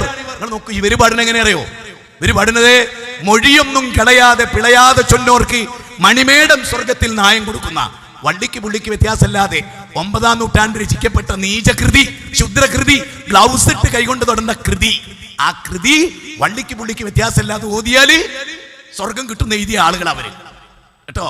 വിശുദ്ധ ഖുർആൻ തഖ്ദീറുൽ ഇഖ്വാൻ മിൻ തർജമത്തിൽ ഖുർആൻ ഇകേസം മുസ്ലിയാർ അതിന്റെ 16-ാമത്തെ പേജ് അതിൽ പറയുന്നത് എന്തറിയോ? സാധാരണക്കാർ ഓതൽ എന്ന നിർബന്ധം സൂറത്ത് ഫാത്തിഹ മാത്രമാണ്. അർത്ഥം പഠിക്കൽ നിർബന്ധവുമില്ല, പ്രത്യേകം സുന്നത്തുമില്ല. ഇതേ ആളുകൾ ബുർദാബൂസിരിക്ക് വ്യാഖ്യാനം ചെയ്ത് അതിന്റെ 16-ാമത്തെ പേജ് പറയുന്നത് എന്തറിയോ? ബുർദാബൂസിരി അർത്ഥസഹിതം പഠിക്കണം. എന്നാലേ അതിലെ അർത്ഥമുള്ള പ്രാർത്ഥനകൾ ഹൃദയത്ത് തട്ടുവന്നു. കണ്ടോ? ഖുർആൻ അർത്ഥം പഠിക്കേണ്ടതില്ല. 7-ാം നൂറ്റാണ്ടിലെ കണ്ടോ മനുഷ്യൻ എഴുതിയ കൃതി അർത്ഥം പഠിക്കണമെന്ന് എഴുതിയ ഈ മനുഷ്യ പിശാചുക്കളെ മിനൽ ജിന്നത്തി വന്നാസ് നമ്മളൊന്ന് ആലോചിച്ച് നോക്ക്, ചിന്തിക്ക്. അല്ലാഹുവിന്റെ ഖൈറുൽ കലാമി കലാമുല്ലാഹ്, ഏറ്റവും ഉത്തമമായത് അത് അല്ലാഹുവിന്റെ കലാമാണ്. മാത്രമല്ല, അറിവുള്ളവനെന്ന് ഇസ്ലാമിക ലോകം വിളിച്ചത് ആരെയാ? ഖുർആൻ അറിയുന്നവരെയാണ്, സുന്നത്ത് അറിയുന്നവരെയാണ്. ഖുർആൻ മനപ്പാടമുള്ളവരെ നമ്മൾ ആദരിച്ചു, ഹാഫിദുകളെ നമ്മൾ ആദരിച്ചു. ഇവിടെ വന്ന ഏപ്പിക്കാരൻ പുരോഹിതനെ ലോകത്താരെങ്കിലും ആദരിച്ചിട്ടുണ്ടോ? സൗദി അറേബ്യന്ന് വിശുദ്ധ ഖുർആൻ ഉദ്ധരിച്ച് പ്രസംഗിച്ചതിന്റെ പേരിൽ സൗദി അറേബ്യയിൽ നിന്ന് അവാർഡ് വാങ്ങിയ ഒരു വിനീതനാ ഞാൻ. എന്നിട്ട് ഓൻ പറയാം നമുക്ക് വൈജ്ഞാനിക നിലവാരമല്ല. ഏറ്റവും ഉത്തമമായ നിലവാരം ഏതാടോ? അലിഫ് ലാം മീം ദാലിക്കൽ കിതാബ്. ആ കിതാബിന്റെ കണ്ടന്റ് ആണ് ഞാൻ എന്റെ പ്രസംഗത്തിൽ അമ്പലത്തിൽ പറഞ്ഞിട്ടുള്ളത്, ചർച്ചിൽ പറഞ്ഞിട്ടുള്ളത്, 300ഓളം വരുന്ന മാനമൈത്രി സമ്മേളനത്തിൽ പറഞ്ഞിട്ടുള്ളത്, കാന്തപുരത്തിന്റെ വീട്ടിന്റെ മുറ്റത്ത് പോയി പറഞ്ഞത്, CM മക്കാമിന്റെ ഉള്ളിൽ കയറിക്കൊണ്ട് പറഞ്ഞത്, ഭീമാപള്ളിയുടെ ഉള്ളിൽ കയറി മരണമല്ലാത്ത ബാക്കിയൊക്കെ നേരിട്ട് തിരിച്ചു പോന്നപ്പോഴും ഓതിയത് ഖുർആനാ. അവിടേക്ക് എത്തണമെങ്കിലേ നീ 1000 തലമുറ മുമ്പ് ജനിക്കണം. അതിനുള്ള തൗഫീക്ക് നിനക്ക് അല്ലാഹ് വെച്ചിട്ടില്ല. മനസ്സിലാക്കിയാൽ മതി. തീർന്നില്ല. നമ്മുടെ ആ ഏപ്പിക്കാരന്റെ 5ാമത്തെ ക്ലിപ്പ് ഒന്നുകൂടി കേൾക്കുക. 5ാമത്തത് ലോകത്തുള്ള മുസ്ലിമീങ്ങളോട് പറയാനുള്ളത്, ഒരു വഹാബിയുടെയും പ്രസംഗം കേൾക്കേണ്ടതില്ല. തെരുവിൽ വന്ന് പ്രസംഗിക്കുന്നതും കേൾക്കണ്ട. സോഷ്യൽ മീഡിയയിൽ എന്തെങ്കിലുമൊക്കെ തംബ്ലൈൻ കൊടുത്ത് പടുജാഹിലുകളെ യൂട്യൂബർമാരുണ്ട് ചിലര്, എല്ലാരും അല്ല, കുറെ ആളുകൾ വേറുണ്ട്. അങ്ങനെയല്ല, നമ്മൾ ഈ യൂട്യൂബ് കാണിയിൽ എല്ലാത്തിലും പോയി തോണ്ടുന്ന പരിപാടി നിർത്തണം. അതൊരിക്കലും ചെയ്യരുത്. തെരുവിൽ മൈക്ക് കെട്ടുന്ന പോലെ മുഴുവൻ കേൾക്കരുത്. എങ്ങനെയുണ്ട് വൈജ്ഞാനികമായ സത്യസന്ധതയും ധൈര്യവും? എങ്ങനെയുണ്ട്? മുജാഹിദുകളുടെ പ്രസംഗം അങ്ങാടിയൊന്നും കേൾക്കരുത്, യൂട്യൂബ് ഒന്നും കേൾക്കരുത്, ആധുനിക സംവിധാനത്തിൽ കേൾക്കരുത്, അതിനൊന്നും പോകരുത്. എന്താ അങ്ങനെ പറയാൻ? ഞങ്ങൾ പറയുന്നത് എന്തറിയോ? പേരോടിൻ്റെത് കേട്ടോ. ഞാനൊക്കെ പണ്ടെങ്ങനെയായിരുന്നു അറിയോ? പേരോട് വരുന്ന സദസ്സിൽ പോയിരിക്കായിരുന്നു. വലിയ വലിയ പണ്ഡിതന്മാർ വരുന്നിടത്തൊക്കെ പോയിരിക്കും. കഴിഞ്ഞ ആഴ്ച ജിബ്രി മുത്തുക്കോയ തങ്ങളെ കണ്ടു. ഞാൻ അദ്ദേഹത്തിന് സലാം പറഞ്ഞു. അദ്ദേഹം എനിക്ക് സലാം അടക്കി. അദ്ദേഹം എനിക്ക് ഇങ്ങനെ കൈ നീണ്ടി എന്നെ സ്വാഗതം ചെയ്തു. ഞാൻ പറയുന്നത് ഇവിടെയാണ്. ആരും കേൾക്കരുത്. ഞങ്ങൾ പറയുന്നത് അറിയോ? ഈ ചങ്ങാതിയുടെ, ഇപ്പൊ നിങ്ങൾ കേട്ട ചങ്ങാതിയുടെ പ്രസംഗം നിങ്ങൾ കേൾക്കും തോറും മനുഷ്യൻ ആരാണെന്നും മനുഷ്യൻ ആരല്ലെന്നും നിങ്ങൾക്ക് മനസ്സിലാവും. നല്ല കുടുംബത്തിൽ പിറന്നവൻ ആരെന്നും അല്ലാത്തവൻ ആരെന്നും നിങ്ങൾക്ക് മനസ്സിലാകും. ജാഹിൽ ആരെന്നും ആലിം ആരെന്നും നിങ്ങൾക്ക് മനസ്സിലാകും. അത് മനസ്സിലാകരുത്. അതുകൊണ്ടാണ് കേൾക്കരുത്. വഖാലല്ലദീന കഫറു ലാ തസ്മഉ ലിഹാദൽ ഖുർആൻ. മുജാഹിദുകളുടെ പ്രസംഗം കേൾക്കരുത് എന്ന് പറഞ്ഞാൽ അതിന്റെ അർത്ഥം എന്താ അറിയോ? ഖുർആൻ കേൾക്കരുത് എന്നാണ്. കാരണം ജമാഅത്തെ ഇസ്ലാമി ഇങ്ങനെ വന്നിട്ട് നൂറുകണക്കിന് ആയത്ത് ഉദ്ധരിച്ച് ഇന്നോളം പ്രസംഗിച്ചിട്ടില്ല. 1940 രൂപീകരിക്കപ്പെട്ട ജമാഅത്തെ ഇസ്ലാമി ഇങ്ങനെ വന്നിട്ട് ആയത്ത് ഉദ്ധരിച്ച് പ്രസംഗിക്കാറില്ല. ഒരു പ്രസ്ഥാനവും പ്രസംഗിക്കാറില്ല. അതുകൊണ്ട് അല്ലാഹ് പറയാണ് 8-ാം അധ്യായം 2-ാമത്തെ വചനം, വൈദാ തുലിയത് അലൈഹിം ആയാതുഹു സാദതുഹും ഈമാനാ അൽ ഈമാനു യസീദു വയൻഖുസു. ഈമാൻ കൂടുകയും കുറയുകയും ചെയ്യും. പക്ഷെ ഖുർആനോത്ത് കേട്ടാൽ ഈമാൻ കൂടി വരും. ഇപ്പൊ മുൻ പറയുന്നതോ, ഈമാൻ കൂടി വരുന്ന സദസ്സ് പോകരുത്. ഈമാൻ കുറഞ്ഞു പച്ചക്കാഫറാകുന്ന എന്റെ പ്രസംഗം കേട്ടോളീ. എങ്ങനെയുണ്ട്? സക്കാഫി പറയാൻ അതാണ് സക്കാഫി. അതാകാനേ സക്കാഫിക്ക് കഴിയും. അതിലപ്പുറത്തേക്ക് ഉയരണമെങ്കിലേ ചില സൗഭാഗ്യങ്ങളൊക്കെ വേണം കുഞ്ഞിമോനെ. അതൊന്നും ഉണ്ടാവൂല ഒട്ടിയേ. അതുണ്ടാണേ തൗഫീക്ക് വേണം. അതില്ല. ഇനി നമ്മുടെ ദാരിമി ഉസ്താദിന്റെ തൊട്ട് മുമ്പ് ഒരു മഹാനവറുകൾ പ്രസംഗിച്ചിരുന്നു. അപ്പൊ ദാരിമി ഉസ്താദിന്റെ ആദ്യ ക്ലിപ്പ് നിങ്ങൾ കേട്ടു. അതിൽ 2-ാമത്തെ ക്ലിപ്പ് നിങ്ങളൊന്ന് കേൾക്കുക. 1920 ശേഷം വന്നതല്ല ദീന്, 1950 ശേഷം വന്നതല്ല ദീന്. മറിച്ച് നബി സല്ലല്ലാഹു അലൈഹി വസല്ലമ തങ്ങളും സ്വഹാബത്തും കൊണ്ടുവന്ന ഈ ദീനെ നമ്മുടെ മുൻഗാമികൾ, നമ്മുടെ ഉസ്താദുമാർ, നമ്മുടെ പൂർവ്വസൂരികളായ മുൻഗാമികൾ, അയിമ്മത്ത്, അവരൊക്കെയും നമുക്ക് എത്തിച്ചെന്ന പരമ്പരാഗതമായ ഇസ്ലാമാണ് വിശുദ്ധമായ ഇസ്ലാം.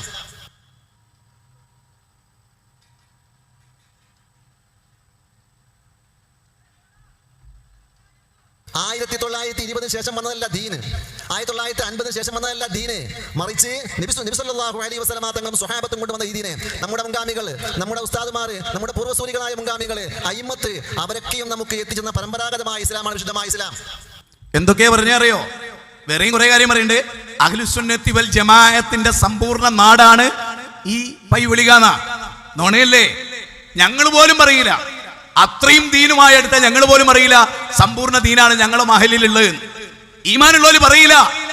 ഈമാനുള്ള ഒരാളും പറയില്ല. അത് 1920 ഞങ്ങൾ ഇവിടെ വരുമ്പോ നിങ്ങളുടെ കയ്യിലുള്ള ദീനല്ല. അതെങ്ങനെ നിങ്ങളുടെ കയ്യിലുള്ള ദീനാവുക? 9-ാം നൂറ്റാണ്ടിൽ ഒരാശയം, അതെങ്ങനെ ദീനാവുക? 7-ാം നൂറ്റാണ്ടിലെ ഭൂസിരി, അതെങ്ങനെ ദീനാവുക? അവർക്കാർക്കും അതറിയില്ല.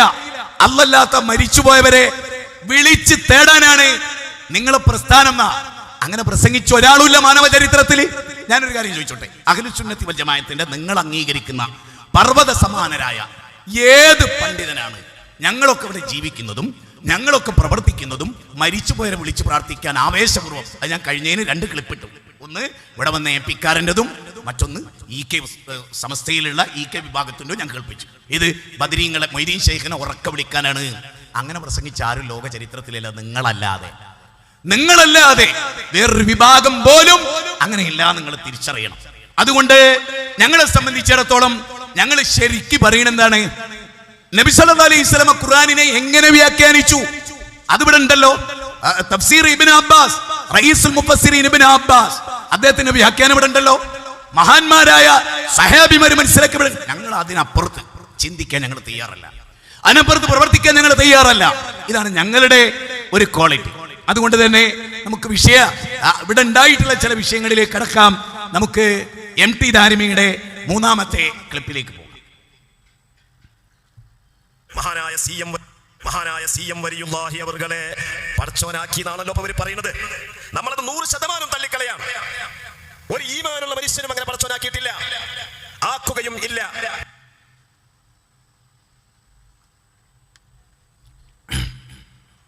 ഈമാനുള്ള ഒരാളും സീമനെ പടച്ചോനാക്കിയിട്ടില്ല. ഒരു വിദ്വാൻ ഇറക്കിയ, പെരിന്തൽമണ്ണക്കാരൻ ഇറക്കിയ പാട്ടാണോ നിങ്ങളതിന് പ്രേരിപ്പിച്ച? അല്ലല്ലോ. ഞങ്ങളിവിടെ ക്ലിപ്പിട്ടിരുന്നു. AP ഉസ്താദിന്റെ അരുമ ശിഷ്യരായ 3 ആള് അവർ സ്ഥാപിക്കുന്ന എന്തറിയോ, ഒറിജിനൽ AP വിശ്വാസം അവർക്ക് 3ആക്കാന്ന. കേരളത്തിലുടനീളം നടന്ന് ഏത് കുരുവട്ടൂരികൾ എന്ന് വിളിക്കപ്പെടുന്ന ആളുകൾ, ആ ആളുകൾ പറയുന്നത് എന്താണ്? അതിൽപ്പെട്ട അൻവരിയുടെ ക്ലിപ്പ് കഴിഞ്ഞ ആഴ്ച ഇട്ടിരുന്നു. വേണമെങ്കിൽ ഇടാം. അനന്ത എന്ന് CM പറഞ്ഞു. വളരെ വൈകാരികമായാണ് നമ്മൾ ആ വിഷയം ഇവിടെ അവതരിപ്പിച്ചത്. ഞങ്ങൾ വെറുതെ ആരോപിച്ചല്ല, സൃഷ്ടികളെ സിട്ടാവിനോളം ഉയർത്തുന്നു. പല കാര്യങ്ങളിലും നിങ്ങൾ അല്ലാതെ വെറുതെ ഒരു ആരോപണം ഞങ്ങൾ നിങ്ങളുടെ പേരിൽ പറയുന്നില്ല എന്നതാണ് പച്ച സത്യം. ഇനി മാത്രമല്ല, ഞങ്ങൾ നിങ്ങളോട് എന്താ പറയുന്നത്? നിങ്ങൾക്ക് ആർക്കെങ്കിലും എതിരെ അഭിപ്രായമുണ്ടോ? മുജാഹിദിനെ സൃഷ്ടിച്ച ഒരു പടച്ചോനാണ്, സമസ്തക്കാരെ സൃഷ്ടിച്ച ഒരു പടച്ചോനാണ്, ഹിന്ദുവിനെ സൃഷ്ടിച്ച ഒരു പടച്ചോനാണ്. ഇല്ലല്ലോ. നമ്മളൊക്കെ പടച്ച ഒരു പടച്ചോനല്ലേ? നമുക്ക് വായു നൽകുന്ന ഒരു പടച്ചോനല്ലേ? നമുക്ക് വെള്ളം നൽകുന്ന ഒരു പടച്ചോനല്ലേ? നമുക്ക് കാണാനുള്ള കണ്ണെന്ന പടച്ചോനല്ലേ? അപ്പടച്ചോനെ വിളിച്ചു ദുആ ചെയ്തോളി എന്നല്ലേ മിനിമം ഞങ്ങൾ പറയണേ. അതല്ലേ ഞങ്ങൾ നിങ്ങളോട് പറയണേ. എന്നിട്ട് ഞങ്ങൾ പറഞ്ഞു ഇബ്രാഹിം നബി കുട്ടിനെ ചോദിച്ചാൽ അള്ളാഹിനോടാണ്. അല്ല എന്ന് പറയാൻ ഞങ്ങൾക്ക് പറ്റില്ല. ആണല്ലോ 30-ാം അധ്യായം 100-ാമത്തെ വചനം. രോഗായ പറയേണ്ടത് പടച്ചോനോടാണ്. അതാ കാര്യകാരണബന്ധത്തിനതീതം അഭൗതികം എന്നൊക്കെയാണ് പറയുന്നത്. ഡോക്ടറോട് ചെന്ന് രോഗം മാറ്റിത്തരാനും രോഗത്തിന് ചികിത്സ നൽകാനും അല്ലെങ്കിൽ രോഗത്തിന് മരുന്ന് തരാനും ഒക്കെ സാധാരണഗതിയിൽ നമ്മൾ പറയും. പക്ഷെ മാറ്റുന്നത് പടച്ചോന. അതുകൊണ്ടാണല്ലോ കോളേജിൽ സർജറി ഒക്കെ കഴിഞ്ഞു, ക്രിട്ടിക്കൽ സ്റ്റേജിൽ ചില ഡോക്ടർമാർ അമുസ്ലിങ്ങൾ വരെ അതെ ഞങ്ങളുടെ കഴിവിന്റെ പരമാവധി ഞങ്ങൾ നോക്കി, നിങ്ങൾ പടച്ചോനോട് പറഞ്ഞോളി, ഇനി നിങ്ങൾ പടച്ചോനോട് പറഞ്ഞോളി എന്ന് പറയുമ്പോൾ തേടുന്നൊരു തേട്ടല്ലേ. ആ തേട്ടം മൊയ്തീൻ ശൈഖിനോട് തേടാൻ പറ്റുമോ? അതാണ് ചോദ്യം. മരിച്ചുപോയ മൊയ്തീൻ ശൈഖിനോട് ഉദാഹരണം, മൈത്ര ഹോസ്പിറ്റലിന്റെ മുമ്പിൽ, കോഴിക്കോട് അറിയപ്പെട്ട ഹോസ്പിറ്റലായ മൈത്ര, കാന്തപുരം ഉസ്താദ് കിടന്ന മൈത്ര, ആ മൈത്രന്റെ ഫ്രണ്ടിൽ വെച്ച് മാത്രമല്ല കാന്തപുരം ഉസ്താദിന് വേണ്ടി പോലും ഗ്രൂപ്പിൽ പ്രാർത്ഥന വന്നപ്പോ ബദരീങ്ങളെ മാത്രമല്ല കാന്തപുരം പറയുന്നുണ്ട്, എന്നെ ദുനിയാവിലും കാക്കണത് ആഖിറത്തിലും കാക്കണത് ജീവിതകാലത്തും കാത്തത് മരണശേഷവും കാക്കണത് CM മടവൂരാണ്. എന്നിട്ട് പിന്നെ ഒരു മാസം ഹോസ്പിറ്റലിൽ പോയി കിടന്നപ്പോ CM മടവൂർ ഉറങ്ങിയിനി ആണോ? ആഹാ. അപ്പൊ നിങ്ങൾ പറയണതിന് ഒരു പൊരുത്തം ഇല്ലാന്ന്. ഒരേ സമയത്ത് സ്റ്റേജിൽ എന്ന് പറയാ മരിച്ചതിന് ശേഷം CM-നെ സംരക്ഷിക്കുന്നുണ്ട് എന്നാ പറയുന്നത്. സംരക്ഷിക്കുന്നുണ്ട്, ചെറിയ വാക്കല്ല അത്. സംരക്ഷണം എന്നത് ചെറിയ വാക്കല്ല, അത് മലയാളത്തിൽ ഉപയോഗിച്ചെന്ന് മനസ്സിലാക്കണ്ട. അത് വലിയൊരു പദമാണ്. അത് സംരക്ഷിക്കുന്നത്, എന്നെ സംരക്ഷിക്കുന്നത് മരിച്ചു ഒരാളാണ്. എന്തൊരു വലിയ വിവരക്കേടാണ് ആ പറയുന്നത് അല്ലെ? അതുകൊണ്ട് നമ്മൾ ശരിക്കും നുണ പറയുക എന്നത് ഒരു ശരിയായ ഏർപ്പാടല്ല. അതുകൊണ്ട് ധാരിമിയുടെ 4-ാമത്തെ ക്ലിപ്പ് നമുക്കൊന്ന് കേൾക്കാം.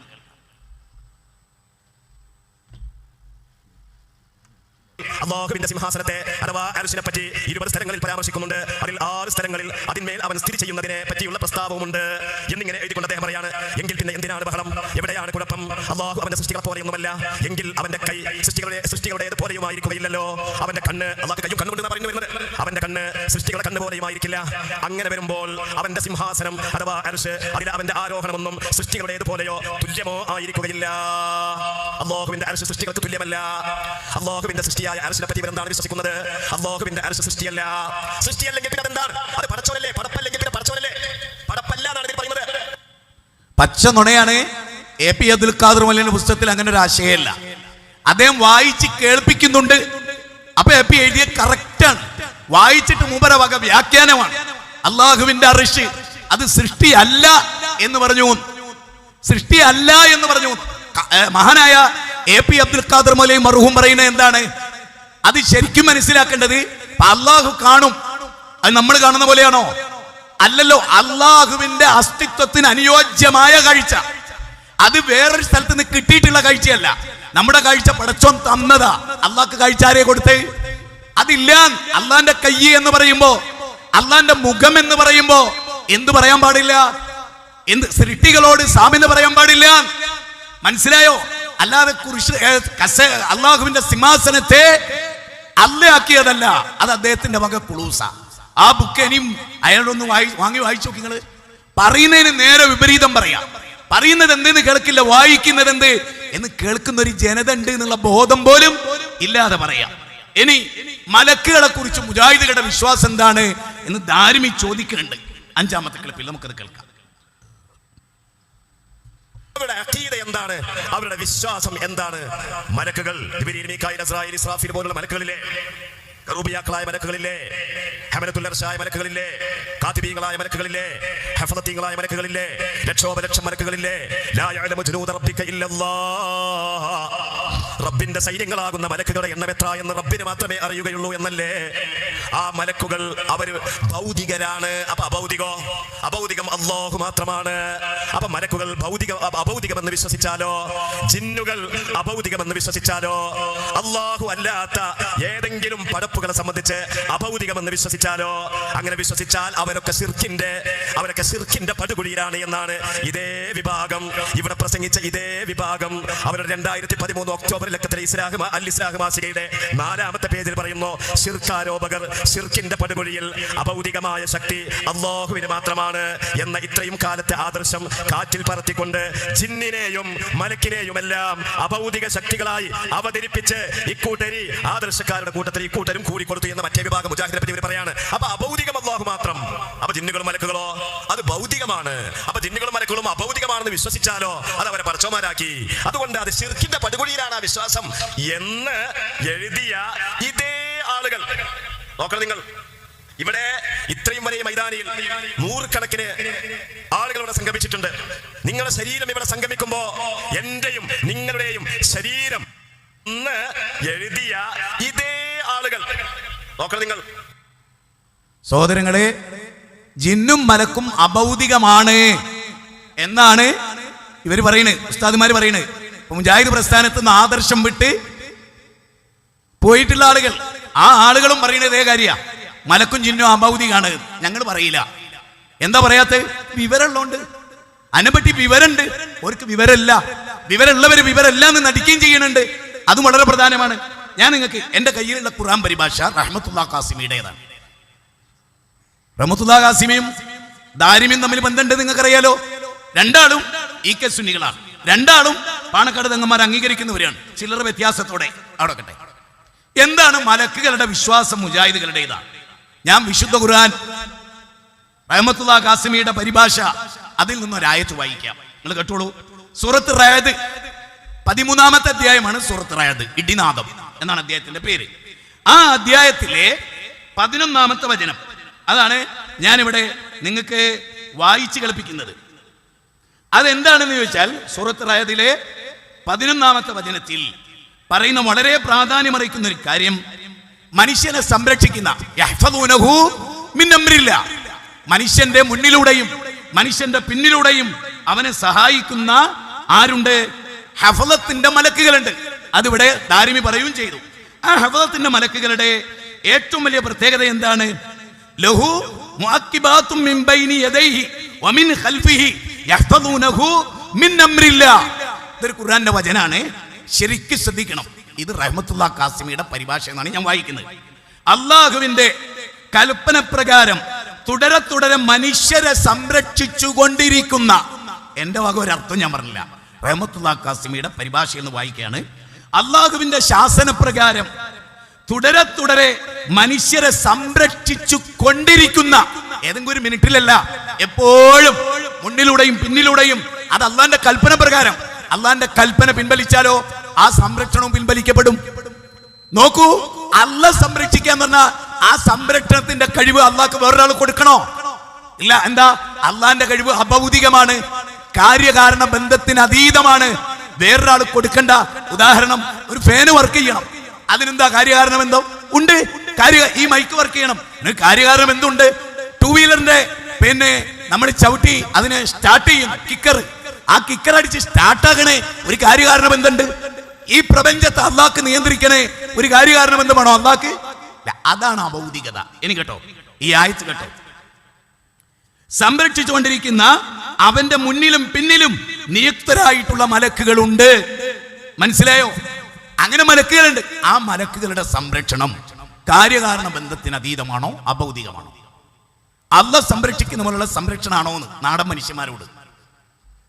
അള്ളാന്റെ സംരക്ഷണത്തിന്റെ കാര്യകാരണ ബന്ധം നമുക്ക് ആർക്കെങ്കിലും അറിയോ? ഇപ്പൊ റസൂലുള്ളാഹി സ്വല്ലല്ലാഹി അലൈഹി വസല്ലം ഒരു സ്വഹാബിയോട് ജിബ്രീൽ മഅക്കും, ജിബ്രീൽ കൂടെ പോയിക്കുവാറുണ്ട്. ആ അർത്ഥം എന്താ? ജിബ്രീലിനെ ഇദ്ദേഹത്തിന്റെ സംരക്ഷണത്തിന് വേണ്ടി അള്ളാഹ് നിയോഗിച്ചു. നോക്കൂ, ഇബ്രാഹിം നബി അലൈഹിസ്സലാം 25,000 കിലോമീറ്റർ നടന്നപ്പോ അദ്ദേഹം ക്ഷീണിക്കാതിരിക്കാൻ ജിബ്രീൽ കൂടെ ഉണ്ടായിരുന്നു. അതാ സംരക്ഷണത്തിന്റെ മലക്ക്. അത് കാര്യകാരണ ബന്ധത്തിനുള്ളിലാണ്. ജിബ്രീലിന് കാര്യകാരണ ബന്ധത്തിന് അതീതമായി അഭൗതികമായി കഴിവുണ്ട് എന്ന് വന്നാൽ ജിബ്രീലിനെ അള്ളാഹുവിൽ നമ്മൾ സമന്മാരുണ്ടാക്കി. കേനമിന്റെ ആളുകൾക്ക് സംഭവിച്ചാതാ, മടൂർ വിഭാഗത്തിന് സംഭവിച്ചാതാ, നെല്ലിക്കുത്ത് ഇസ്മായിൽ മുസ്ലിയാർക്ക് സംഭവിച്ചാതാ. കാരണം മലക്കുകളുടെ സഹായം കാര്യകാരണ ബന്ധത്തിന് അതീതമാണ്, അഭൗതികമാണ്. അതുകൊണ്ട് തന്നെ വൽ മലായികത്തു ബഅദ ദാലിക ലഹീർ എന്ന് നെല്ലിക്കുത്ത് ഇസ്മായിൽ മുസ്ലിയാർ പറഞ്ഞു. അദ്ദേഹത്തിന്റെ തൗഹീദ് സമഗ്ര പഠനം എന്ന പുസ്തകം വായിക്കുന്നവർക്കറിയാം. അപ്പൊ വളരെ മുജാഹിദുകളുടെ വിശ്വാസം ഷാർപ്പാണ്. ഇനി നിങ്ങൾ പറ, മലക്കിന്റെ സംരക്ഷണം അള്ളാഹ് സംരക്ഷിക്കുന്ന പോലെയാണോ? അതാണ് അഭൗതികം. എങ്കിലേ മലക്ക് അഭൗതികവും. ഇനി ഇതിനെന്താ പറയാ? ഈ ലൈറ്റ് കത്തുമ്പോ ഈ അവസ്ഥക്ക് എന്താ പറയാ? ഇവിടെ പ്രകാശം ഉണ്ട്, സമ്മതിച്ചോ? സമ്മതിച്ചോ? ഇവിടെ പ്രകാശമുണ്ടെന്ന് സമ്മതിച്ചോ? പ്രകാശം ഭൗതികമാണോ അഭൗതികമാണോ? പറ, നിങ്ങൾ പറ, പ്രകാശം ഭൗതികമാണോ അഭൗതികമാണോ? പ്രകാശം ഭൗതികല്ലേ? പ്രകാശം ഭൗതികമായ ഒരു കാര്യല്ലേ? അല്ലാഹു നൂറു സമാവാതി വൽ അർള്. അല്ലാഹ് എന്ന് പറഞ്ഞാൽ നൂറു സമാവാത്താണ്, ആകാശഭൂമികളുടെ വെളിച്ചമാണ്. അള്ളാന്റെ വെളിച്ചം കെടുവോ? പറ. ഇത് കെട്ടുപോകൂലേ? കെട്ടുപോകും. ചാർജ് ചെയ്യുന്ന കെട്ടും, വൈദ്യുതിയിലെ കെട്ടുപോകും. ഇത് അഭൗതികമാണോ പ്രകാശം? അല്ല. പ്രകാശത്താൽ പടക്കപ്പെട്ട മലക്ക് പിന്നെ എങ്ങനെ അഭൗതികാകുക? ഇത് ബാക്കിയുള്ളവർക്കും കൂടിയുള്ള ഒരു മറുപടിയാണ്. ജിന്നിനെ പടക്കപ്പെട്ടത് അഗ്നിയുടെ ജ്വാലയില്ലാത്ത എല്ലാവർക്കും അറിയാം. ജിന്നിനെ പടക്കപ്പെട്ടത് അങ്ങനെയാണ്. എങ്കിൽ ഞാൻ എന്റെ ചോദ്യം, ഈ അഗ്നി എന്നൊക്കെ പറയുന്നത് ഭൗതികമാണ്. ആ ഭൗതികമായ ഒരു വസ്തു കൊണ്ട് ഉണ്ടാക്കിയ വസ്തു എങ്ങനെ? ഉദാഹരണം, പ്യൂർ തേക്ക് കൊണ്ട്, എല്ലാം തേക്ക് കൊണ്ട്, അതിന്റെ ആണി വരെ തേക്ക് കൊണ്ട് അങ്ങനെ ഒരു മേശ നിർമ്മിച്ചാൽ തേക്ക് ഇരുമ്പിൻ്റെതാണെന്ന് ആരെങ്കിലും പറയോ? പറ. പറയില്ല. ഒരു ഭൗതിക വസ്തു കൊണ്ട് നിർമ്മിച്ചത് എങ്ങനെ അഭൗതികാകുക? മൂന്ന് കൂട്ടരോടും കൂടിയാണ്. സമസ്തക്കാരോടും മാർക്കസുദാവക്കാരോടും കേന്ദ്രമാരോടാണ് ചോദ്യം. അല്ലാഹ് ഭൗതികമായി സൃഷ്ടിച്ചൊരു വസ്തു അതിനെങ്ങനെ അഭൗതികാകുക? മറിഞ്ഞു നിൽക്കുന്നു എന്നതുകൊണ്ട് അഭൗതികാവൂല. അത് അദൃശ്യ എന്ന് പറയാ, മറിഞ്ഞു നിൽക്കുകയാണ് എന്ന് പറയാ. വെളിവായാലോ? വെളിവായി എന്ന് വിചാരിക്കുക. അപ്പോഴോ? സുലൈമാൻ നബിയുടെ സദസ്സിൽ വെളിവായ ജിന്നുകളില്ലേ? ഉണ്ട്. അതുകൊണ്ട് വെളിവായി എന്നുള്ളതുകൊണ്ട്, മറഞ്ഞു എന്നുള്ളതുകൊണ്ട് അത് മറഞ്ഞു നിൽക്കുമ്പോ അഭൗതികം, ഇങ്ങോട്ട് വരുമ്പോ ഭൗതികാവോ? എന്ത് പൊട്ടപ്പോയതാണ് ഈ പറയുന്നത്? വിസ്ഡം എന്ന് പറഞ്ഞാൽ എന്താ അറിയോ? തിരിച്ചറിവ് എന്നാണ്. അതുകൊണ്ടുള്ള പേര് സ്വീകരിച്ച്. ഞങ്ങൾക്ക് തിരിച്ചറിവ് ഉണ്ടായപ്പോൾ ഞങ്ങൾ ആ പേര് സ്വീകരിച്ചു. അതുകൊണ്ട് വളരെ ഗൗരവമായി മനസ്സിലാക്കുക. നുണ പറയണതിന് ദാരിമി നിങ്ങളോട് നല്ല ബഹുമാനം ഉണ്ടായിരുന്നു. സത്യം. ഞാൻ ഞങ്ങളെ പറ്റി ചെലക്കുന്നു എന്നൊക്കെ പറഞ്ഞു. ദാരിമി പറഞ്ഞു നല്ല ഭാഷയായിരിക്കണം, ഞങ്ങൾ നല്ല ഭാഷക്കെതിരായി ഒന്നും കുറച്ച് കടുപ്പിച്ച് പറയുന്ന ആളാണ് ഞാൻ. ഭാഷയൊന്നും തെറ്റാറില്ല, അർഹതപ്പെട്ടതേ പറയാറുള്ളൂ, ചീത്ത പറയാറില്ല. പക്ഷെ നിങ്ങൾ രണ്ട് മൗലവിമാർ ഇവിടെ വന്ന് ചെലക്കുന്നു എന്ന് വരെ ദാരിമി പറഞ്ഞിട്ടുണ്ട്. ആ പ്രസംഗങ്ങൾ വീണ്ടും കേട്ടോളൂ. ഞാൻ പറഞ്ഞത് നുണയാണെങ്കിൽ നിങ്ങൾ തെളിയിച്ചോ. അപ്പോ ദാരിമി, എനിക്ക് തോന്നുന്നത് എന്താ അറിയോ, ദാരിമി അങ്ങനെയൊന്നും പറയുന്ന ആളല്ല. ദാരിമി ഇരുന്നപ്പോ കാറ്റെട്ടിയതാ. തൊട്ടടുത്ത് ഒരാളെടുത്ത് ഇരുന്നീനല്ലോ, ഒരാളെ ചെവിയിൽ പറഞ്ഞപ്പോ തട്ടിയ കാറ്റാ. എനിക്ക് തോന്നുന്നത് അറിയോ, അയാൾ ചെവിയിലേക്ക് വെച്ചപ്പോൾ ഒരു തെറി പറഞ്ഞു കൊടുത്തിട്ടുണ്ടാവും. എന്തെങ്കിലും ഒരു തെറി പറയണേ, എന്നാലും എനിക്കൊരു ഇൻട്രസ്റ്റ് ഉണ്ടാവും. ചിലപ്പോൾ മറ്റേ ചങ്ങായി പറഞ്ഞു കൊടുത്തിട്ടുണ്ടാവും. അതുകൊണ്ട് പറഞ്ഞാൽ ഇരിക്കാതെ പോട്ടെ.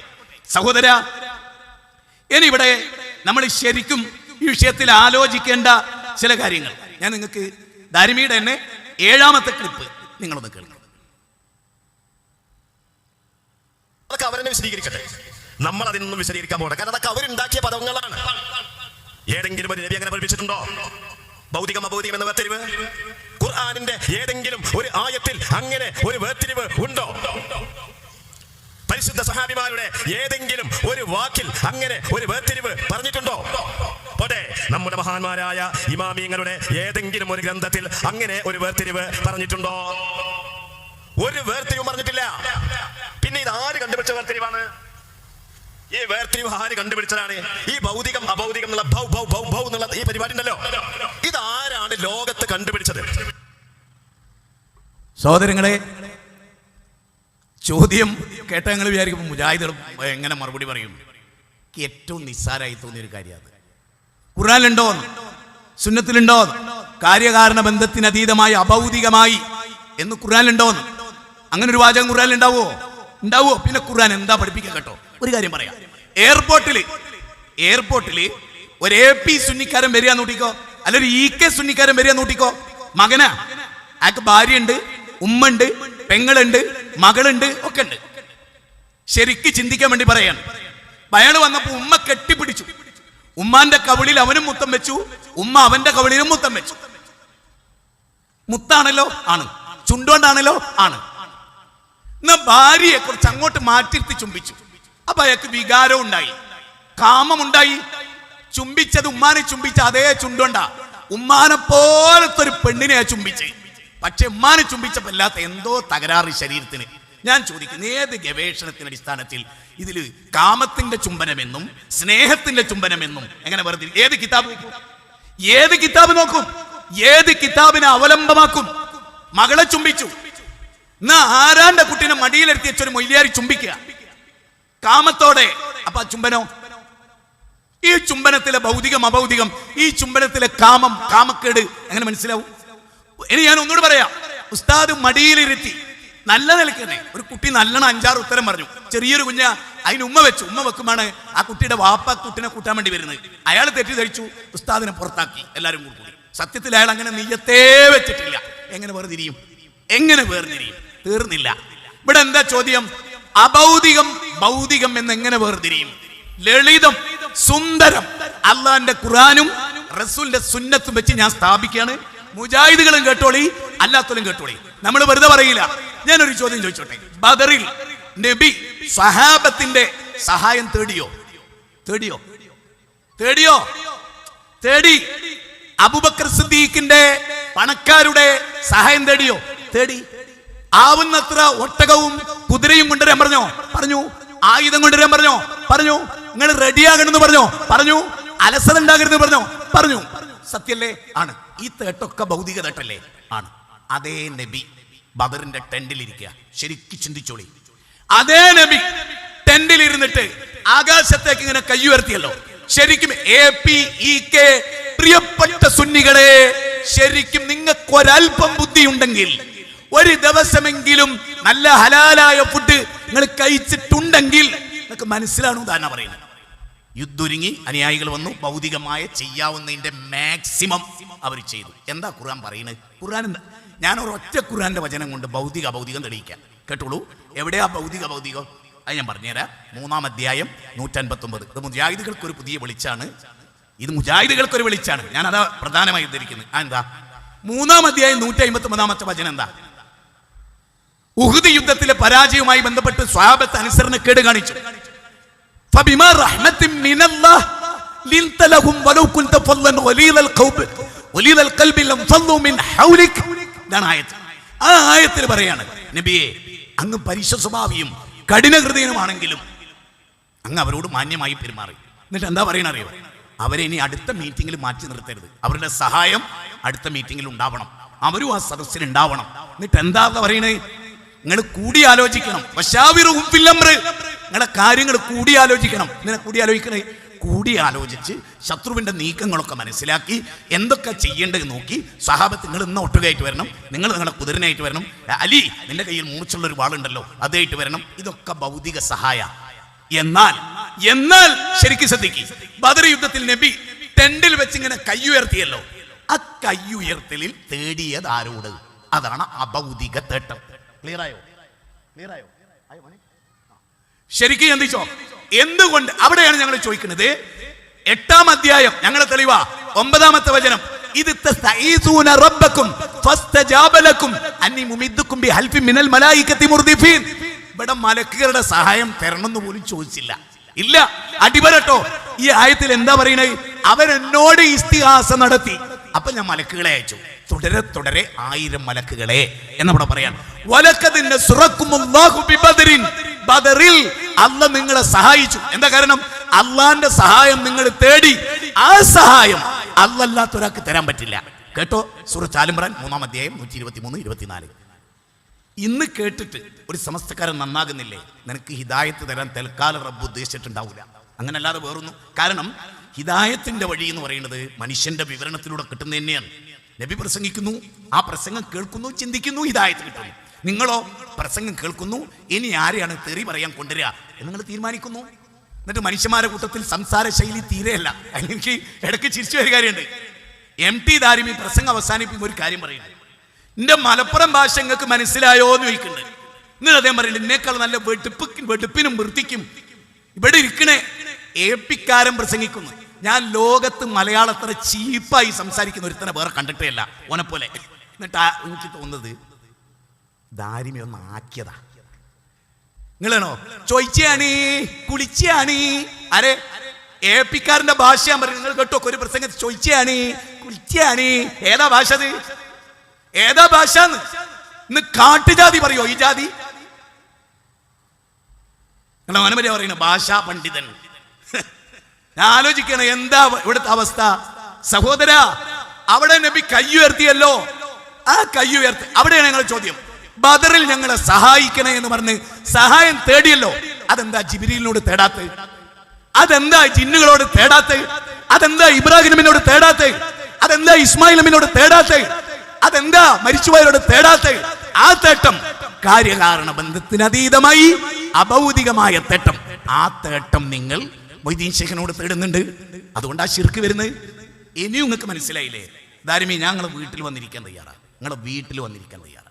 ഒരു മടിയില്ല, നിങ്ങൾ കൂടെ ഇരിക്കുക, സന്തോഷമേ ഉള്ളൂ. നമ്മൾ അങ്ങോട്ട് പോലുണ്ട്, അങ്ങോട്ട് സലാം അടക്കലോ മിണ്ടലോ ഒന്നുമില്ല. പ്രത്യേകിച്ച് AP വിഭാഗം. EK അങ്ങനല്ല. കാരണം EK എന്ന് പറഞ്ഞാൽ ലീഗുമായിട്ട് ബന്ധപ്പെട്ട് നിൽക്കുന്ന ഒരു ടീമാണ്. അത്യാവശ്യം രാഷ്ട്രീയവും മറ്റുള്ളവരൊക്കെ ബന്ധപ്പെടുമ്പോൾ ഒരു സംസ്കാരം കിട്ടും. മറ്റൊരു മിങ്കിളിങ് ഇല്ല, അതുകൊണ്ട് സംസ്കാരം പൊതുവെ കുറവാണ്. ആർക്ക്? AP ജനങ്ങൾക്കല്ല. ഈ ഉസ്താദ് ടീമുണ്ടല്ലോ, സാധാരണക്കാർ വേറെ, അത് വേറെ തന്നെ വിലയിരുത്തേണ്ടതാണ്. അതുകൊണ്ട് ശരിക്കും ഇനി ഭൗതിക അഭൗതിക എന്താണെന്ന് ചോദിക്കുകയെ ചെയ്യരുത്. ഞാൻ ആയത്ത് ഉദ്ധരിച്ചു, ഹദീസ് പറഞ്ഞു, ചരിത്രം പറഞ്ഞു. ആരാണ്? ഖുർആനിലുണ്ടോ സുന്നത്തിലുണ്ടോ? ഞാൻ പറഞ്ഞു ഖുർആനിലുണ്ട്, സുന്നത്തിലുണ്ട്, ഹദീസിലുണ്ട്, എല്ലാത്തിലുണ്ട്, കിതാബിലുണ്ട്. നിങ്ങൾ കിതാബ് വായിച്ച് നിങ്ങൾക്ക് മനസ്സിലാകുന്ന ഞങ്ങളുടെ കുറ്റല്ല. അത് ഞങ്ങളുടെ കുറ്റല്ല, നിങ്ങൾക്ക് പഠിപ്പിച്ചെന്ന ഉസ്താദിന്റെ കുഴപ്പമാണ്. അത് ഞങ്ങളുടെ കുറ്റല്ല. അടുത്തത് 8-ാമത്തെ ദാരിമിയുടെ സംസാരത്തിന്റെ 8-ാമത്തെ ക്ലിപ്പ്. നല്ലോണം കേൾക്കണേ എല്ലാരും, നല്ലോണം കേൾക്കണം. എന്നിട്ട് പറയാം, ആരാണ് പ്രസംഗിക്കുന്നത് എന്ന് നിങ്ങൾ നോക്കണ്ട, എന്താണ് പറയുന്നത് എന്ന് നോക്കിയാൽ മതി. അതാണോ ദീൻ? അതാണോ ദീനിന്റെ സ്വഭാവം? അതാണോ? എന്താണ്? നോക്കൂ നിങ്ങൾ, മഹാനായ ഹബീബായ അഷ്റഫുൽ ഖൽഖ് സല്ലല്ലാഹു അലൈഹി വസല്ലം തങ്ങൾ പഠിപ്പിച്ചത്. അബ്ദുല്ലാഹി ഇബ്നു റളിയല്ലാഹു അൻഹു വിളിച്ചുകൊണ്ട് പറയാം, യബ്ന ഉമർ ദീനുക ദീനുക. അല്ലയോ ഇബ്നു ഉമറേ, നിന്റെ ദീൻ നീ തന്നെ നോക്കേണ്ടത്. അതുപോലെ ഫൻദുർ, നീ ആലോചിക്കണം കേട്ടോ. അമ്മൻ തഖുദു, നീ ആരിൽ നിന്നാണ് ദീൻ പഠിക്കുന്നത് എന്ന് നോക്കണം. അപ്പോ ആരിൽ നിന്നാണ് ദീന് സ്വീകരിക്കുന്നത് നോക്കണം.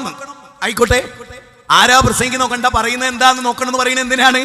തെളിവ് നോക്കണ്ട, അല്ല ആളെ നോക്കണ്ട, തെളിവ് നോക്കിയാ ദീന്. സെൽസബിയിലെ പ്രധാന കണ്ടന്റ് ആയിരുന്നു അത്. മർമലി സ്വീകരിച്ച കാരണം ആളെ വലിപ്പവും ചെറുപ്പവും തൊപ്പിയും കൊടയും മാട്ടിയും പച്ചക്കുപ്പായവും ഷാളു അതൊക്കെ നോക്കിയിട്ട് ഓരോരുത്തർ വിശ്വസിക്കുക, വിവരമുണ്ടോ നോക്കിയിട്ടല്ല. അതുകൊണ്ടാ അത് പറയാൻ കാരണം. അതാണ് ഇവിടെ അൻസാർ പറഞ്ഞ, അതുകൊണ്ടാണ്. അത് നല്ല പക്വതയോടുകൂടി പറഞ്ഞാണ്. എന്നാൽ നമ്മള് ആളെ നോക്കണം എന്നൊക്കെ പറഞ്ഞ് കുറച്ചുകൂടി കാര്യങ്ങൾ വൈകാരികമായി ആര് പറയുന്നുണ്ട്? ദാരിമി എന്നെ പറയുന്നുണ്ട്. അത് നമുക്ക് തുടർന്ന് 9, 10 ഇതിലൊക്കെ ഒന്ന് കേൾക്കാം. ഈ പറയുന്ന ആളാരാ നോക്കണം? ഒരു കഥയുമില്ലാത്ത, ഒരു വിവരവുമില്ലാത്ത, ഖുർആനിനെ തെറ്റിച്ചോതുന്ന ആൾക്കാർ ഇവിടെ തന്നെ പ്രസംഗം. നിങ്ങൾ ഒരു പക്ഷേ ശ്രദ്ധിച്ചിട്ടുണ്ടാവില്ല, ഇവിടെ ഇരിക്കുന്ന ഇത്രയും വലിയ ആയിരക്കണക്കിന് ആളുകൾ ആ പ്രസംഗം ശ്രദ്ധിച്ചിട്ടേ ഉണ്ടാകില്ല. പക്ഷെ ഞാനത് ശ്രദ്ധിച്ചിട്ടുണ്ട്. ഇവിടെ പ്രസംഗിച്ച MT ദാരിമി അല്പം സ്ട്രോങ് ആകുന്ന ഒരു രംഗം അത്. ഒന്നാമത്തെ കാര്യം എന്താ പറയുക, അയാൾ ഒരു കാര്യം അംഗീകരിച്ച്, ആയിരക്കണക്കിന് ആളുകൾ ഉണ്ടായിരുന്നു നമ്മുടെ കഴിഞ്ഞ പരിപാടിക്ക്.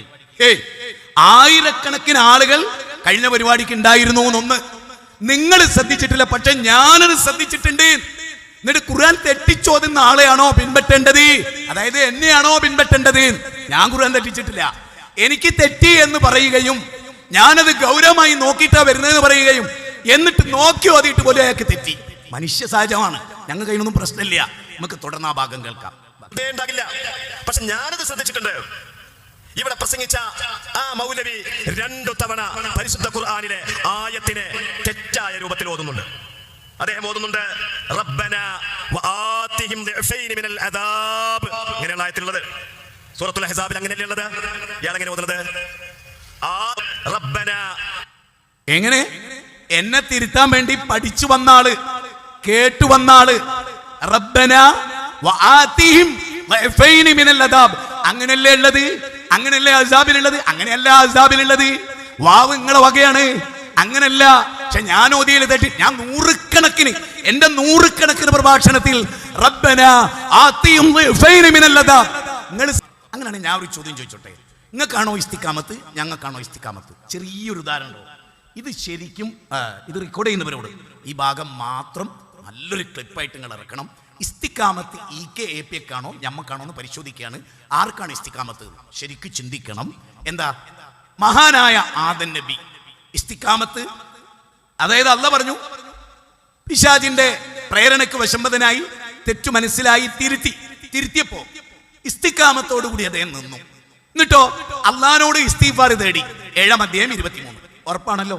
ആണ്. നൂഹ് നബി അലൈഹി ഇസ്ലാം വന്നു.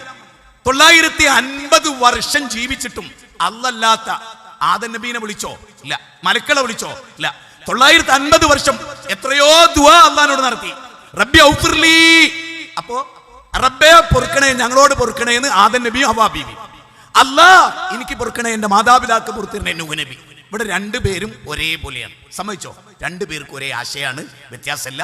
അള്ളാഹിനോട് ഇസ്തിഖാമത്തോടു കൂടി അവർ തേടി. സമ്മതിച്ചോ? സമ്മതിച്ചു. നൂഹ് അലൈഹി ഇസ്ലാമിന് ശേഷം ഇബ്രാഹിം നബി വന്നു. റബ്ബന വജഅൽനാ മുസ്ലിമൈന ലക വമിൻ ദുർരിയ്യതിനാ വഇദ് യർഫഉ ഇബ്രാഹിമുൽ ഖവായിദ മിനൽ ബൈതി വഇസ്മാഈലു റബ്ബന തഖബ്ബൽ മിന്നാ റബ്ബന വബഅഥ ഫീഹിം റസൂലാ വജ്നബ്നി വബനിയ അൻ നഅബുദൽ അസ്നാം. ഇബ്രാഹിം നബി അലൈഹി ഇസ്ലാം അള്ളാഹിനോട് മാത്രം ദുആ ചെയ്തു. അവർ ഇസ്തിഖാമത്തിൽ നിലകൊണ്ടു. ഇസ്തിഖാമത്തുള്ളത് കൊണ്ടാണ് ഇബ്രാഹിം നബി നമ്മൾ ദീന് ഉൾക്കൊണ്ട്. ഇസ്തിഖാമത്തിന്റെ ചെറിയൊരു അംശം വിട്ടുപോയപ്പോൾ അല്ലാഹ് പറഞ്ഞു ഇല്ലാ ഖൗല ഇബ്രാഹിം. ആ വിഷയത്തിൽ ഇബ്രാഹിം നബിയിൽ നിങ്ങൾക്ക് മാതൃകയല്ല. 60-ാം അധ്യായം 4-ാമത്തെ വചനമാണ്. വിപുലമായി പഠിക്കേണ്ടതാണ്, പഠിപ്പിക്കേണ്ടതാണ്. ശരി. ഇനി ഇബ്രാഹിം നബി ഏതൊരു അള്ളാഹിനെയാണോ വിളിച്ചത്, ആ അള്ളാഹിനെയാണ് ആര് വിളിച്ചത്? നൂഹ് നബി വിളിച്ചത്. നൂഹ് നബി വിളിച്ച അള്ളാഹ് ആരെ വിളിച്ച? ആദം നബി വിളിച്ചത്. ആദം നബി വിളിച്ച റബ്ബിനെ നൂഹ് നബി. നൂഹ് നബി വിളിച്ച റബ്ബിനെ നൂഹ് നബി വിളിച്ച റബ്ബിനെ ഇബ്രാഹിം നബി. ഇബ്രാഹിം നബി വിളിച്ച റബ്ബിനെ മൂസ അലൈഹിസ്സലാം. മൂസ അലൈഹിസ്സലാം വിളിച്ച റബ്ബിനെ ഈസാ അലൈഹിസ്സലാം. അലിയസ് വിളിച്ചത് അള്ളാഹിനെ. എല്ലാ പ്രവാചകന്മാരും അസ്ഹാബുൽ കഹ്ഫ് വിളിച്ചത് ആ റബ്ബിനെ. എങ്കിൽ ഞാൻ ചോദിക്കുന്നു, ആദം നബി മുതൽ 1.25 ലക്ഷത്തോളം അമ്പിയാ മുസ്ലിങ്ങൾക്ക് ഒരൊറ്റ വര റബ്ബിലേക്ക്. അതിനിടയ്ക്കൊരു നബീനോടോ മരിച്ചവരോടോ ഒന്നും അവർ ചെയ്തില്ല. 950 വർഷം ജീവിച്ചപ്പോൾ വിളിച്ച പടച്ചോനെ തന്നെയാണ് മുജാഹിദുകൾ വിളിക്കുന്നത്. നിങ്ങളോ 35 കൊല്ലം മുമ്പ് മരിച്ചുപോയ CM-നെ, നബി ജനിച്ചിട്ട് 500 കൊല്ലം കഴിഞ്ഞ് ജനിച്ച മൊയ്തീൻ ഷേഖിനെ. നിങ്ങൾക്ക് എന്ത് ഇസ്തിഖാമത്ത അവസ്ഥയുള്ളത്? നിങ്ങൾക്ക് എന്ത് ഇസ്തിഖാമത്താ ഉള്ളത്? ഇന്നൊരു ദർഗയില്, നാളൊരു ദർഗയില്, അവിടുന്ന് കിട്ടാൻ ഞാൻ വേറൊരു ദർഗയില്, അള്ളാഹിനോട് ചോദിച്ചിട്ട് കിട്ടാൻ ഞാൻ മൊയ്തീൻ ഷെയ്ഖിന്റെ അടുത്തേക്ക്. നിങ്ങൾക്ക് എന്ത് ഇസ്തിഖാമത്താ ഉള്ളത്? നിങ്ങൾക്ക് ഇസ്തിഖാമത്തോ? അപ്പൊ അത് ഉപയോഗിക്കാൻ അവകാശം ഉണ്ട് നിങ്ങൾക്ക്? അത് ഞങ്ങൾക്കുള്ളതാ. കുട്ടികളെ കിട്ടാൻ ഞങ്ങൾ തരുന്നത് പടച്ചോനോട്. നിങ്ങളോ ദർഗന്റെ അടുത്ത് വന്നിട്ട് ഞങ്ങൾക്ക് തരണേ എപ്പാപ്പ, കുട്ടികളെ തരണേ എപ്പാപ്പ, ഞങ്ങൾക്ക് അങ്ങനെ തരണേ എപ്പാപ്പ. ഇതിന്റെ ദീനേതാ? ഇതേതാ ഇസ്തിഖാമത്ത്? ഒന്ന് പറയും. എത്ര നേരമായി തങ്ങളെ ആട് തൂങ്ങിയ മാതിരി. നിങ്ങൾക്ക് എന്ത് ഇസ്തിഖാമത്താണ് ഞാൻ ചോദിക്കുന്നത്? നിങ്ങൾക്ക് ഇസ്തിഖാമത്തില്ല. ഞാൻ വീണ്ടും പറയണു, ഫിർഖത്തുൻ നാജിയുടെ കപ്പലിൽ കയറിക്കോളി, വിസ്തത്തിന്റെ കപ്പലിൽ കയറിക്കോളി, രക്ഷപ്പെടും. നാളെ ഇഷ്ടം മാറിപ്പോയാലോ ഞങ്ങൾ ആരും അവിടെ ഉണ്ടാവില്ല. ഞങ്ങൾ ആരും മനസ്സിലായിക്കൂടെ? സത്യസന്ധമായ തെളിയിക്കുന്നത് അടുത്ത ക്ലിപ്പ് കേട്ടു.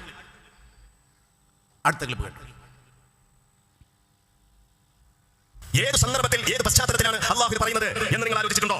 എന്താണ് അല്ലാഹു തുടക്കത്തിൽ പറയുന്നത്? ഇന്നല്ലാഹ ലഅനൽ കാഫിരീന വഅദ്ദ ലഹും സഈറാ. കാഫിരീങ്ങളെ പറ്റി പറയുന്ന ആയത്താണ്. കാഫിരീങ്ങളുടെ മേലിൽ ഇറക്കിയ ആ ആയത്തിൽ പറഞ്ഞ സാദത്ത് അതാരാ? അഹ്ലു ബൈത്തിന്റെ പണക്കാരന്മാരാണോ? അല്ലെങ്കിൽ കുമ്പത്തങ്ങന്മാരാണോ?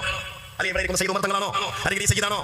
വഖുബറ എന്ന് പറഞ്ഞാൽ ആരാണ്? കാഫിരീങ്ങളിൽപ്പെട്ട അവരിൽപ്പെട്ട നേതാക്കളെ പറ്റിയാണ് പറഞ്ഞത്. ഇത് മുസ്ലിങ്ങളെ പറ്റി പറഞ്ഞതല്ല.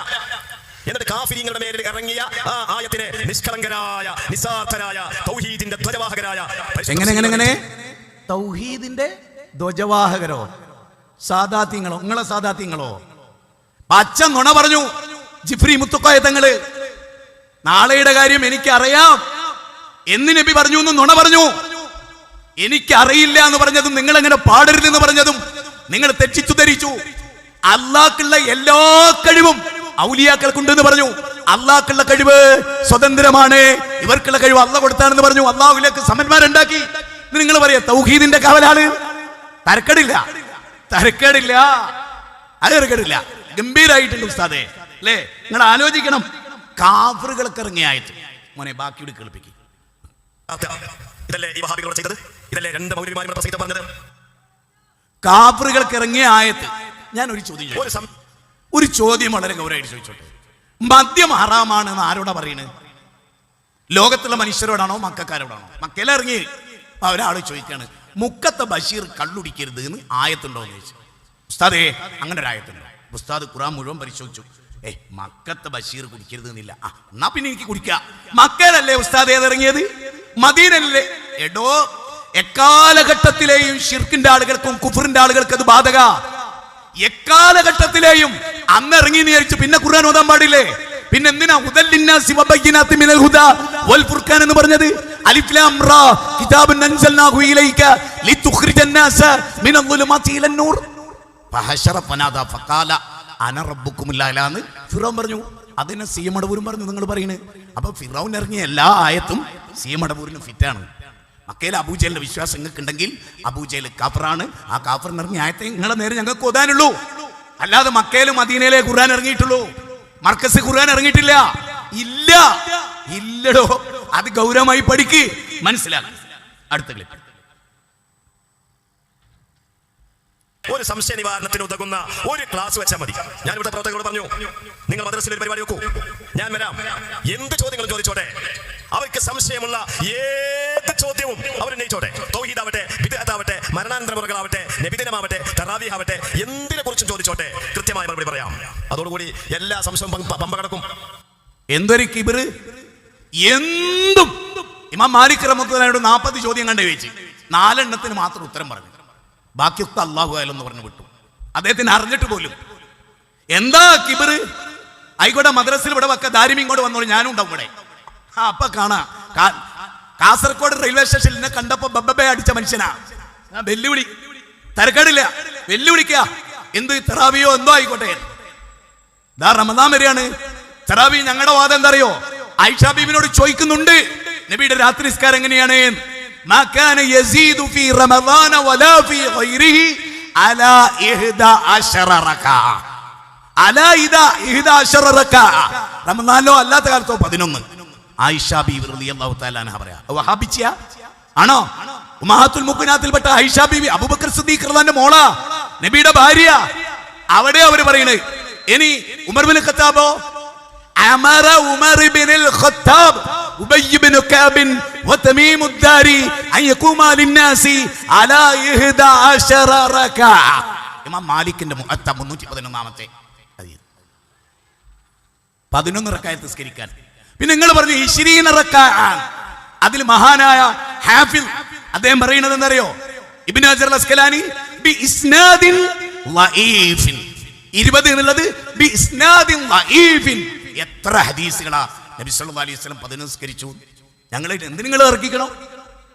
എന്തിന് തർക്കിക്കണം? ഞങ്ങൾ റസൂൽ സല്ലല്ലാഹു അലൈഹി വസല്ലം ആയിഷ ബീവിയോട് ഒരാൾ ചോദിക്കുക, നിങ്ങൾ ഇന്ന് ആയിഷ ബീവി ജീവിച്ചിട്ടുണ്ട് വിചാരിക്കുക, ഇവിടെയാണ് മസ്ജിദ് നബവി എന്ന് വിചാരിക്കുക.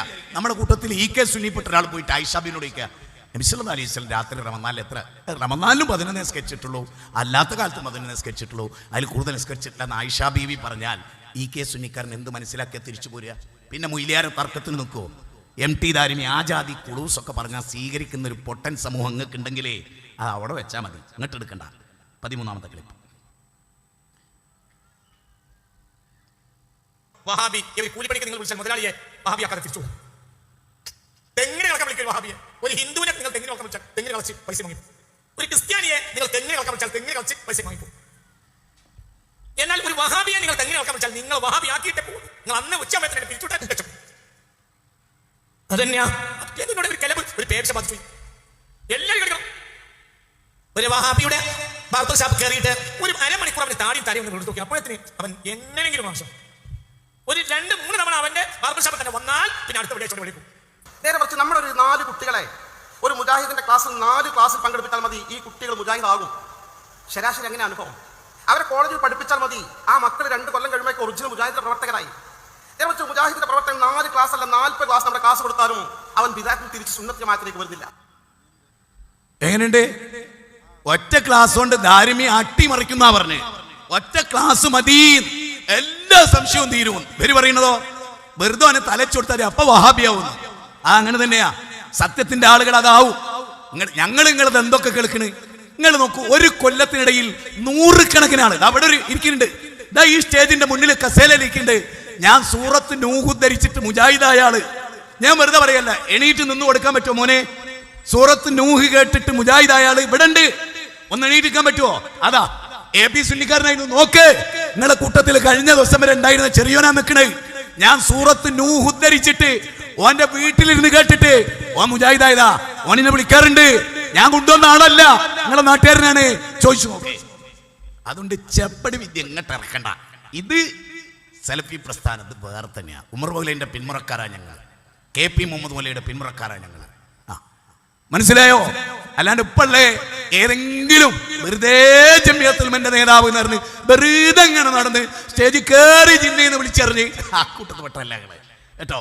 ഇനി നമുക്ക് അടുത്തൊരു നുണയിലേക്ക് പോവാം. അതിൻ്റെ ഒക്കെ ഒരു കാര്യം പറയാനുണ്ട്. വലിയൊരു സമ്മേളനമാണല്ലോ നടക്കുന്നത്, കുറച്ച് ചെലവുണ്ടല്ലോ. ഞാൻ കഴിഞ്ഞ ആഴ്ച ആയത്തോ നിങ്ങളോട് പറഞ്ഞിരുന്നു, കൊടുത്തോളി. നോമ്പിന്റെ തൊട്ട് മുമ്പുള്ള വലിയൊരു ഖൈർ, വമാ തുൻഫിഖു മിൻ ഖൈറിൻ ഫലിയൻഫുസികും. ഇനി വലിയൊരു ബഡായി. എന്താ ബഡായി? ഞാനിവിടെ സത്യം പറയുന്ന ഉറപ്പുള്ള EK സുന്നികളോട് ഈ ബഡായി നിങ്ങളൊന്ന് കേട്ടോളിട്ടോ. 14ാമത്തെ ക്ലിപ്പ്. റമദാൻ മാസം വന്നാൽ 30, 40, 50 വട്ടം ഹത്തം തീർക്കുന്ന ആൾക്കാരാണ് ഇരിക്കുന്ന ആൾക്കാർ. ഈ ആൾക്കാരോട് പറയാണ് സൂറത്ത് നൂഹ് ഇവർ കണ്ടിട്ടില്ല, സൂറത്ത് നൂഹ് ഇവർ ഓതിയിട്ടില്ല, സൂറത്ത് നൂഹ് ഇവർ പഠിച്ചിട്ടില്ല, പഠിപ്പിച്ചിട്ടില്ല എന്നൊക്കെ പറയണം. എങ്ങനെ? റമദാനിലെ 30 വട്ടവും 40 വട്ടവും 50 വട്ടവും ഖുർആൻ ഖത്തം തീർക്കുന്നവരാ അവിടെ ഇരിക്കണത്. എന്ത് ജാതി തട്ടല്! 114 അധ്യായം 50 തവണ റമദാനിൽ ഓതി തീർക്കുന്നവരാ മുന്നിലിരിക്കുന്നത്.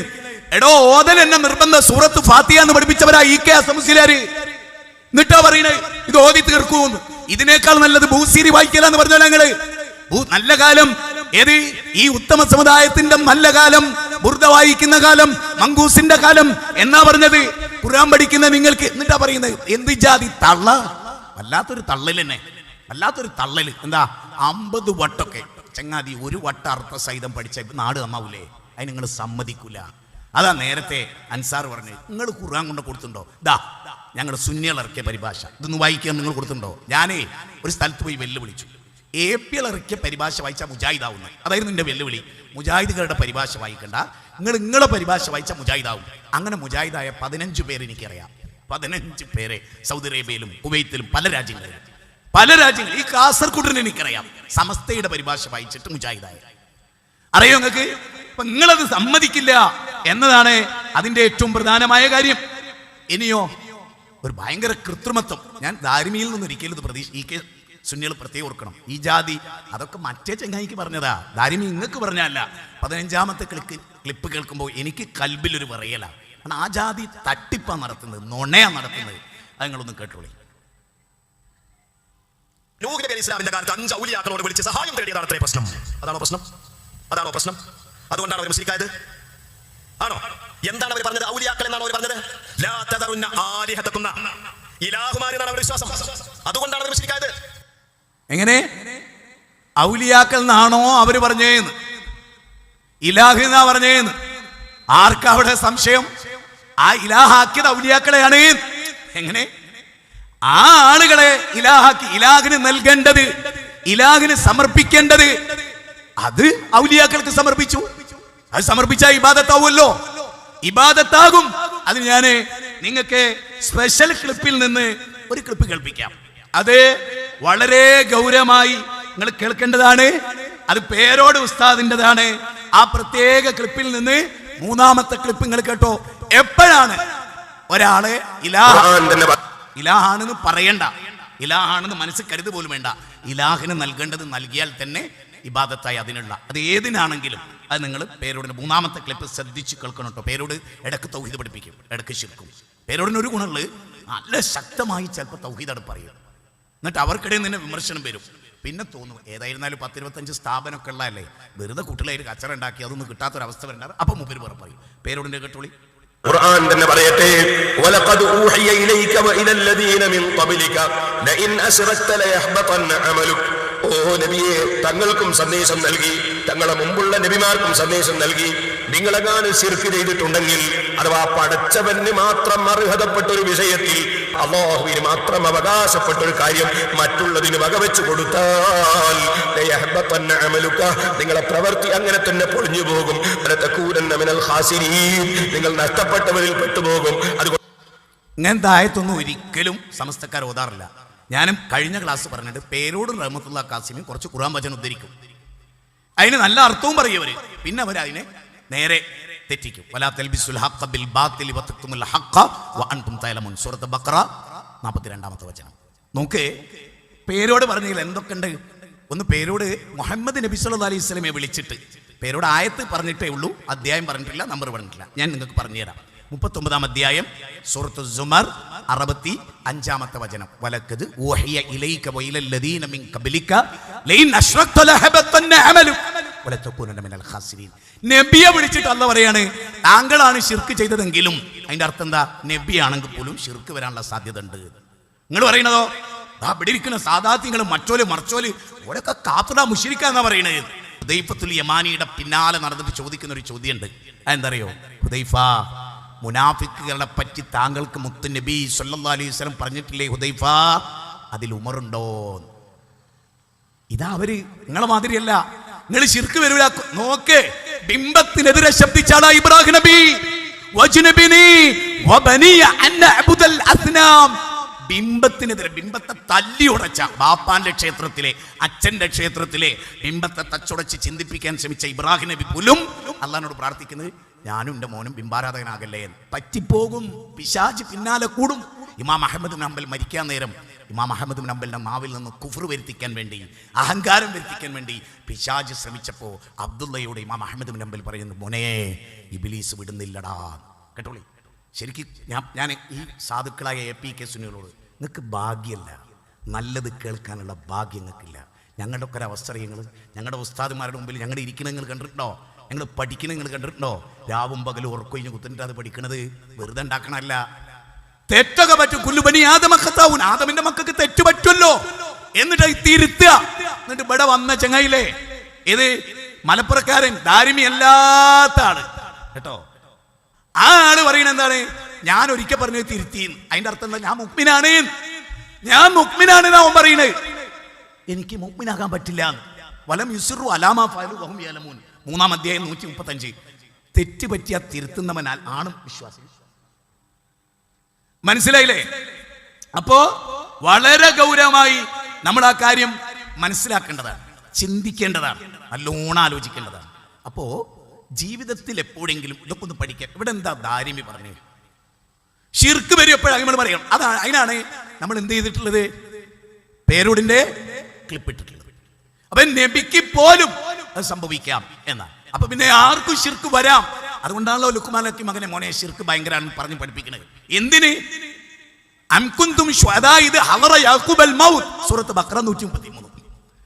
യാക്കൂബ് നബി അലൈഹിസ്സലാം മക്കളെ വിളിച്ചു. യൂസുഫ് നബി ഉണ്ട്, ബിനിയാമിൻ ഉണ്ട്, എല്ലാവരും ഉണ്ട്. ഒരു നബീന്റെ മക്കളാണ്. ഞാൻ മരിച്ചാൽ നിങ്ങൾ ശിർക്ക് ചെയ്യോ എന്നാ ചോദിക്കുന്നത്. നിങ്ങൾ അള്ളാനെ തന്നെ ഇബാദത്ത് ചെയ്യോ? അപ്പൊ നബിമാർക്ക് വരെ ശിർക്ക് വരുന്നതിന് പേടിയായിരുന്നു. മൊല്ലമാര്, മൊയ്ലിയന്മാര് ജനങ്ങളെ വികാരം കൊള്ളിക്കുക, അങ്ങനൊന്നും സംഭവിക്കില്ല. അപ്പോ എന്താണ് ശിർക്ക് വരുന്നതെന്ന് ചോദിച്ചാൽ, ഇലാഹ്, അതാണല്ലോ ഇലാഹ് എന്ന് പറഞ്ഞാൽ അള്ളാഹ്ക്ക് നൽകേണ്ടത്. അപ്പൊ നിങ്ങൾ നോക്ക്, ഈ ഇജല്ലന ദാത്തു അൻവാദ്, ആ ബയ്യത്തുൽ റിദ്വാന്റെ അവിടെ ചെന്നിട്ട് ആളുകൾ അല്ല ഒരു മക്കാ മുശ്രിക്കുകൾക്കുള്ളത് പോലെ ഒരു മരം ഞങ്ങൾക്കും തരണം, നിശ്ചയിച്ച് തരണം എന്ന് പറഞ്ഞപ്പോൾ സുബ്ഹാനല്ലാഹ് മൂസാ നബിയുടെ ഖൗമ് ഇലാഹിനെ ചോദിച്ചതിന് തുല്യാണ്. നബി സല്ലല്ലാഹു അലൈഹി വസല്ലമയേക്കാൾ ദീൻ നമ്മളെ പഠിപ്പിക്കാൻ അർഹതപ്പെട്ട ആരെങ്കിലും ഉണ്ടോ? ആ നബി പറയാണ് ഇലാഹിനെ അവർ ചോദിച്ചിട്ടില്ല, ഇലാഹിനെ വേണമെന്ന് അവർ പറഞ്ഞിട്ടില്ല. മക്കാ മുശ്രിക്കുകൾ മരത്തിൽ വാൾ തൂക്കിയിട്ട് ബർക്കത്തെടുക്കുന്ന പോലെ ബർക്കത്തെടുക്കാൻ വേണ്ടി ജിബ്രീൽ മുത്തുക്കോയ തങ്ങൾ പറയുന്നുണ്ട് ബർക്കത്തിന്റെ മരം അവിടെ ഉണ്ടായിരുന്നു, അവരോട് മരം മാറിപ്പോയതാണ്. ഞാൻ അദ്ദേഹത്തെ കാണുമ്പോൾ എനിക്ക് തോന്നല വയസ്സായി, ഇന്നില്ലേ നാളെ അള്ള വിളിച്ചാൽ ചമഞ്ഞ് കിടക്കണ്ടേ, പടച്ചവനെ കണ്ടുമുട്ടണ്ടേ. സത്യം ഞാൻ കണ്ട വേം പറയലുണ്ട്. എനിക്ക് ഇങ്ങനത്തെ ആരെ കണ്ടാലും കാന്തപുരായാലും ഒരു വലിപ്പം തോന്നില്ല. ഒരടിമ, അള്ളാന്റെ അടിമ. RSSന്റെ വലിയ നേതാക്കന്മാർ ട്രെയിനിലിരിക്കും അറിയാം, ഒന്ന് മാറ്റിക്കൂടെ സ്വഭാവമൊക്കെ അവിടെ ചോദിക്കും. അപ്പോഴും ചോദിക്കും സ്റ്റേജ് പ്രസംഗിക്കുന്ന എവിടെയും പ്രസംഗിക്കണോ? അതെ, ഞാൻ എവിടെയും പ്രസംഗിക്കും എന്ന് പറഞ്ഞാൽ നമ്മൾ എന്തിനാ പേടിക്കണത്? ഹക്ക് പറയാൻ ഒരു മനുഷ്യനെയും പേടിക്കരുത്, ഒരു മനുഷ്യനെയും. അതുകൊണ്ട് ഇപ്പം നിങ്ങൾക്ക് മനസ്സിലായോ എന്താ പ്രശ്നം എന്ന് നിങ്ങൾ മനസ്സിലാക്കുക. ഇനി ഇതിൽ തന്നെ വളരെ കാതലായ ഒരു കാര്യം പറഞ്ഞിട്ട് നമുക്ക് പേരോടിൻ്റെ ക്ലിപ്പിലേക്കും മറ്റു ക്ലിപ്പുകളിലേക്കും വരാം. ഇനി ഞാൻ വളരെ സന്തോഷവാനാണ്, വളരെ ഹാപ്പിയാണ്. നിങ്ങൾ ആരും അറിഞ്ഞില്ല, ദാരിമി കുറച്ച് സമയം സമ്പൂർണ്ണ മുജാഹിദായി. കുറച്ച് സമയം ശ്രദ്ധിച്ചിരുന്നോ? ദാരിമിനെ പ്രസംഗം ദാരിമി ഇപ്പം ഇതുകൊണ്ട് എന്താ ഉദ്ദേശിക്കുന്നത്? മുജാഹിദിന്റെ വാദം കംപ്ലീറ്റ് ഉദ്ധരിച്ചിട്ട് സമസ്തന്റെ വാദത്തെ ഖണ്ഡിക്കുകയാണ് അദ്ദേഹം.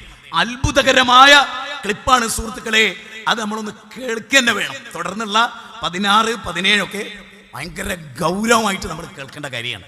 അത് നിങ്ങൾ സാഹൂദം ഇത് കേട്ടിട്ടും നിങ്ങൾ നന്നാവണില്ലെങ്കിൽ എനിക്കൊന്നും പറയാല്ല. ഹിദായത്ത് തരാൻ ഞങ്ങൾക്ക് കഴിയില്ല.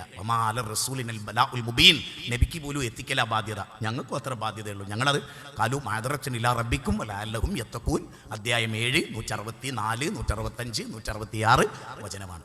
ദെൻ ആ ക്ലിപ്പ് ഒന്ന് കേൾക്കാം. 16 ഞാൻ വളരെ സിമ്പിളായിട്ട് വളരെ സരളമായ ഒരു ചോദ്യം നിങ്ങളുടെ മുമ്പിൽ വെക്കാം. എന്തിനാ അവതരിത്തുണ്ടായത്? ഹിജ്റ 2-ാം വർഷത്തിലെ റമദാനിന്റെ 17-ന്റെ അന്നത്തെ വെള്ളിയാഴ്ചയിലെ ബദർ യുദ്ധം എന്തിനുണ്ടായതാ? മങ്കൂസ് മോദി തോതിന്റെ പേരില്ല, നബിയോട് ശഫാഅത്ത് ചോദിച്ചതിന്റെ പേരില്ല, ഇബ്രാഹിം നബിയെ വിളിച്ചതിന്റെ പേരില്ല, ആണോ? എന്തിന്റെ പേരിലാ? പരിശുദ്ധ ഖുർആൻ സൂറത്തുൽ ഹജ്ജിന്റെ 39-ാമത്തെയും 40-ാമത്തെയും ആയത്തുകളിൽ എന്തിന്റെ പേരിലാണ് പറഞ്ഞിട്ടുണ്ട്?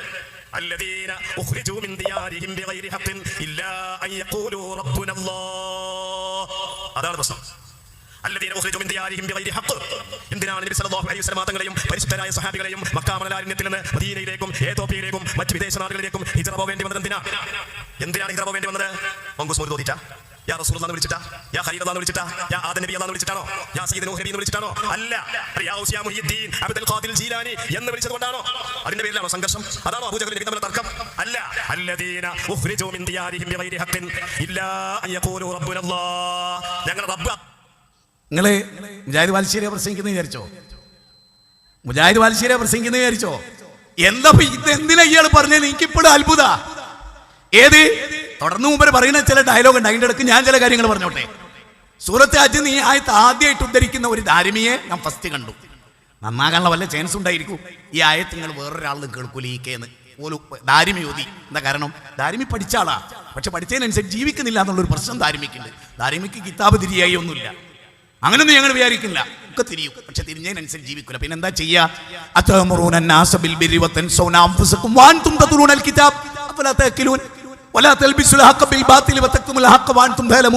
ഈ 2 മണി അത് എടുക്കാറുണ്ട്. 2-ാം അധ്യായം 42, 2-ാം അധ്യായം 44. ദെൻ ഇനി നമുക്ക് നോക്കാം. ദാരിമി ഇപ്പൊ എന്താ പറഞ്ഞേ? അല്ലദീന ഉഖ്രിജൂ മിൻ ദിയാരിഹിം ബിഗൈരി ഹഖ്ഖിൻ ഇല്ലാ യഖൂലു. അതിന് ഞങ്ങൾ പറയണേന്ന് അല്ല മാത്രമാണ് ആരാധനക്കാരെന്ന് പറഞ്ഞതിന്റെ പേരിൽ നാട് വിട്ടു പോരേണ്ടി വന്നതെന്ന്. അള്ളാന്റെ കൂടെ ഇബ്രാഹിം നബിനെ വിളിക്കാന്ന് പറഞ്ഞാൽ അത് പോരേണ്ടി വരുമായിരുന്നില്ല. കാരണം നെഞ്ചത്ത് കല്ല് കയറ്റി വെച്ച് അവരാവശ്യപ്പെട്ട എന്താ? വിളിയടാ ലാത്തെ വിളിക്ക്, ഉസ്സയെ വിളിക്ക്, വദ് എന്ന് വിളിക്ക്, അങ്ങനെ മഹാന്മാരെ വിളിക്ക്, അല്ല കൊടുത്ത കഴിവെന്ന് സഹായിക്കുമെന്ന് വിശ്വസിച്ച് വിളിക്ക്. അല്ലേ? അതല്ലേ സഹീഹ് മുസ്ലിമിലെ കിതാബുൽ ഹജ്ജിലെ മക്കാ മുശ്രിക്കുകളുടെ തൽബിയത്ത് ഇല്ലാ ശരീകൻ ഹുവ ലക തംലികുഹു വമാ മലക. അപ്പോഴും ബിലാൽ പറയാ അഹദ് അഹദ്, ഇലാഹ് അല്ല മാത്രമാണ്. ഇതാണ് സലഫികൾ പറയുന്നത്, ഇതാണ് മുജാഹിദുകൾ പറയുന്നത്. വല്ലദീന ഉഖ്രിജു മിൻ ദിയാരിഹിം ബിഗൈരി ഹഖ്ഖിൻ ഇല്ലാ യഖൂലു റബ്ബുനല്ലാഹ്. അല്ലാഹുവാണ് റബ്ബ്. അത് പറയുന്നത് ഞങ്ങളാ, അത് പറയുന്നവർ ഞങ്ങളാണ്. അടുത്ത് കേട്ടോളി, ബാക്കി കേട്ടോളി. അത് അംഗീകരിക്കൂല. അവിടെ അതിന്റെ പേരിലാണ് പ്രശ്നം ഉണ്ടായത്. അതിന്റെ പേരിലാണ് മർദ്ദനങ്ങളുടെ മുറകളുണ്ടായത്. അതിന്റെ പേരിലാണ് മക്കയിലെ ജീവിതം ദുസ്സഹമായത്. അതിന്റെ പേരിലാണ് മക്കയിൽ നിന്ന് പലായനം ചെയ്യേണ്ടി വന്നത്. അതിന്റെ പേരിലാണ് യുദ്ധത്തിന് അനുവാദമുണ്ടായത്. അതിന്റെ പേരിലാണ് ബദർ യുദ്ധം ഉണ്ടായത്. അതിന്റെ പേരിലാണ് ഉഹദ് യുദ്ധം ഉണ്ടായത്. അതല്ലാതെ ഇസ്തിഗാസത്തിന്റെ പേരില. അബൂജഹലും കൂട്ടർ ഇസ്തിഗാസ ചെയ്തു. അപ്പൊ റസൂലുള്ളാഹി അതിനെ എതിർത്തു. അപ്പൊ യുദ്ധം ഉണ്ടായിന. എന്ത് അബദ്ധമാണ് ഈ പറയുന്നത്? അങ്ങനല്ല മൊയ്ലിയാരെ. അബൂജഹൽ നടത്തി ഇസ്തിഗാസ നബി നടത്തുന്നില്ല എന്നുള്ളതായിരുന്നു അവരെ പരാതി. എങ്ങനെ അബൂജഹലും കൂട്ടരും അള്ള കൊടുത്ത കഴിവുന്ന തേടുന്നത്. ഞങ്ങൾ സമസ്തക്കാരാ എന്താ വഹാബിയായിട്ട് നടക്കുന്നതെന്നാ റസൂലുള്ളാഹിനോട് ചോദിച്ചേ.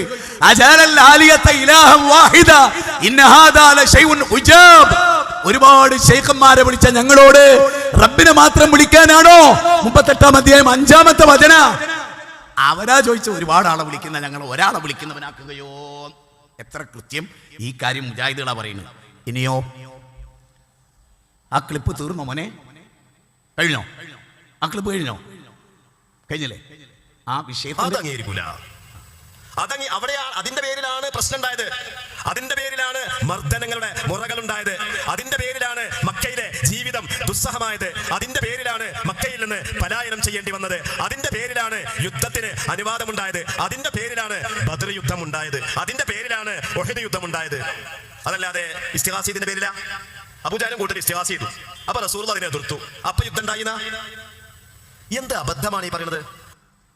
മനസ്സിലായോ? അള്ളാനെ മാത്രം എന്ന് പറഞ്ഞതിന്റെ പേരിലാ പ്രശ്നം ഉണ്ടായത്. ബദറും മുഹദും കന്ദക്കും ഹുനൈനും ഖാദിസിയും ഒക്കെ അതിന്റെ ഭാഗമാണ്. അതേ ഞങ്ങളും പറയണേ. ഇനി ഞാൻ നിങ്ങൾക്ക് റഹ്മത്തുള്ളാഹി കാസിമിയുടെ പരിഭാഷ എന്നൊരു ആയത്ത് വായിച്ചുതരാം. ഈ മാത്രം എന്നുള്ളതിനോട് ആർക്കാ വെറുപ്പ്? പ്രാർത്ഥന അള്ളാഹിനോട് മാത്രം ആർക്കാ വെറുപ്പ്? ഈലത്ത് മുഹമ്മദ് മാഷിക്ക്, മുസ്തഫൽ ഫൈസിക്ക്, പിന്നെയോ ആഷിം നഈമി എഴുതിയ പുസ്തകം വഴിപിരിഞ്ഞവർക്ക് എന്ത് പറ്റി? അള്ളാഹുവിനോട് മാത്രമേ വിളിച്ചു പ്രാർത്ഥിക്കാവൂ എന്ന് പറഞ്ഞാൽ അത് ഇബ്ലീസിന്റെ വാദമാണ് എന്നങ്ങൾ പറയണേ. അപ്പൊ മാത്രത്തിനെതിരാരാ? അത് കേൾക്കണമെങ്കിൽ ഒരുപാട് ആള് മുജാഹിദായ ഒരു ഖുർആന്റെ വചനം സമസ്ത തെറ്റാണ് എന്ന് അള്ള പറഞ്ഞ വചനം, വഹാബിസം സ്വീകരിച്ചോളി എന്ന് അള്ള പറഞ്ഞ വചനം എത്ര അധ്യായം എന്ന് കേൾക്കണ്ടേ? ഇത് കേട്ടിട്ട് നിങ്ങൾ തീരുമാനിക്കുക. റഹ്മത്തുള്ളാഹി കാസിമി ഈ കെ സുന്നിയുടെ പ്രസംഗമാണല്ലോ ഇപ്പൊ നടന്നുകൊടുക്കുന്നത്. അതുകൊണ്ടാണ് ഞാൻ ഈ വാചകം ഉദ്ധരിക്കുന്നത്. ഖുർആനിലെ 39-ാം അധ്യായം എടുത്തു വെച്ചോ, പരിശോധിച്ചോ. ഞാൻ കള്ളം പറയുകയാണെങ്കിൽ പരിശോധിച്ചോ, ചിന്തിച്ചോ. ഇവിടെ 39-ാമത്തെ അധ്യായം സൂറത്ത് സുമറിലെ 45-ാമത്തെ വചനമാണ് ഞാൻ നിങ്ങളുടെ ശ്രദ്ധയിൽ കൊണ്ടുവരുന്നത്. സൂറത്ത് സുമർ 45. കേട്ടോളിട്ടോ, ഞാൻ ഇവിടുന്ന് വായിച്ച് കേൾപ്പിച്ചു തരാം. 45-ാമത്തെ വചനം. ശരിക്കും ശ്രദ്ധിച്ചോളിട്ടോ. അള്ളാഹുവിനെ പറ്റി മാത്രം പ്രതിപാദിക്കപ്പെട്ടാൽ പരലോകത്തിൽ വിശ്വാസമില്ലാത്തവരുടെ ഹൃദയങ്ങൾ അസ്വസ്ഥഭരിതമാകും. അടുത്ത വാചകം എന്താ? ഖുർആൻ നീ ആയത്ത് ചുരണ്ടിക്കളയുകയില്ല. അടുത്തതെന്താ പറയുന്നറിയോ? അള്ളാന്റെ കൂടെ മമ്പറന്തങ്ങളെ വിളിക്കാന്ന് പറഞ്ഞാൽ, അള്ളാന്റെ കൂടെ ഈസാ നബിയെ വിളിക്കാന്ന് പറഞ്ഞാൽ, അള്ളാന്റെ കൂടെ ഇബ്രാഹിം നബിയെ വിളിക്കാന്ന് പറഞ്ഞാൽ, അള്ളാന്റെ കൂടെ ഇസ്മായിലിനെ വിളിക്കാന്ന് പറഞ്ഞാൽ, അള്ളാന്റെ കൂടെ ഇസാഖിനെ വിളിക്കാന്ന് പറഞ്ഞാൽ, അള്ളാന്റെ കൂടെ എർവാടിയെ വിളിക്കാന്ന് പറഞ്ഞാൽ, അള്ളാന്റെ കൂടെ സിയമിനെ മടവൂരിനെ വിളിക്കാന്ന് പറഞ്ഞാൽ, അള്ളാന്റെ കൂടെ മമ്പറന്തങ്ങളെ വിളിക്കാന്ന് പറഞ്ഞാൽ അവർക്ക് സന്തോഷായി. ഈ കീലത്ത് മുഹമ്മദ് മാഷ് പറയുന്നുണ്ട്, മൊറാർജിക്ക് ഒരു മൂത്രവും മുജാഹിദുകൾക്കൊരു മാത്രവും. അപ്പൊ മാത്രത്തോട് ദേഷ്യം മാത്രം എന്ന് പറഞ്ഞതിന്റെ പേരിലാണ് ബദറുണ്ടായത് എന്ന് തന്നെ ഒരു മുജാഹിദായിന്റെ പേരിലാണ് ബദറുണ്ടായത്. സമസ്തക്കാരനായ അബൂജഹലാണ് അവരോട് യുദ്ധം ചെയ്തത്. എത്ര ക്ലാരിറ്റി! സുബ്ഹാനല്ലാഹ്, സുബ്ഹാനല്ലാഹ്. നിങ്ങൾ അതായത് ഇവിടെ നിങ്ങൾ രണ്ടു കൂട്ടരും കൂടി ഒന്നിച്ചപ്പോൾ നിങ്ങൾ എന്ത് വിചാരിച്ചു? ഞങ്ങളെ ഒലിച്ചു വന്നോ? നിങ്ങൾ എന്താ കരുതിയത്? ഞങ്ങളൊക്കെ വേണ്ട നിങ്ങൾക്ക്. ഞങ്ങളോട് ഞങ്ങളുടെ നേതാക്കന്മാർ പറയല്ലോ, നിങ്ങൾക്ക് പറയാൻ പറ്റും, നിങ്ങൾ പോയിക്കോളി. ഒരുപാട് ജോലി തിരക്കിലെ വിസ്ഡം ഇസ്ലാമിക് ഓർഗനൈസേഷൻ നിങ്ങളെന്താ മനസ്സിലാക്കി? അപ്പോ ആ കാര്യം ഒരു ക്ലാരിറ്റി വന്നു. ഇനി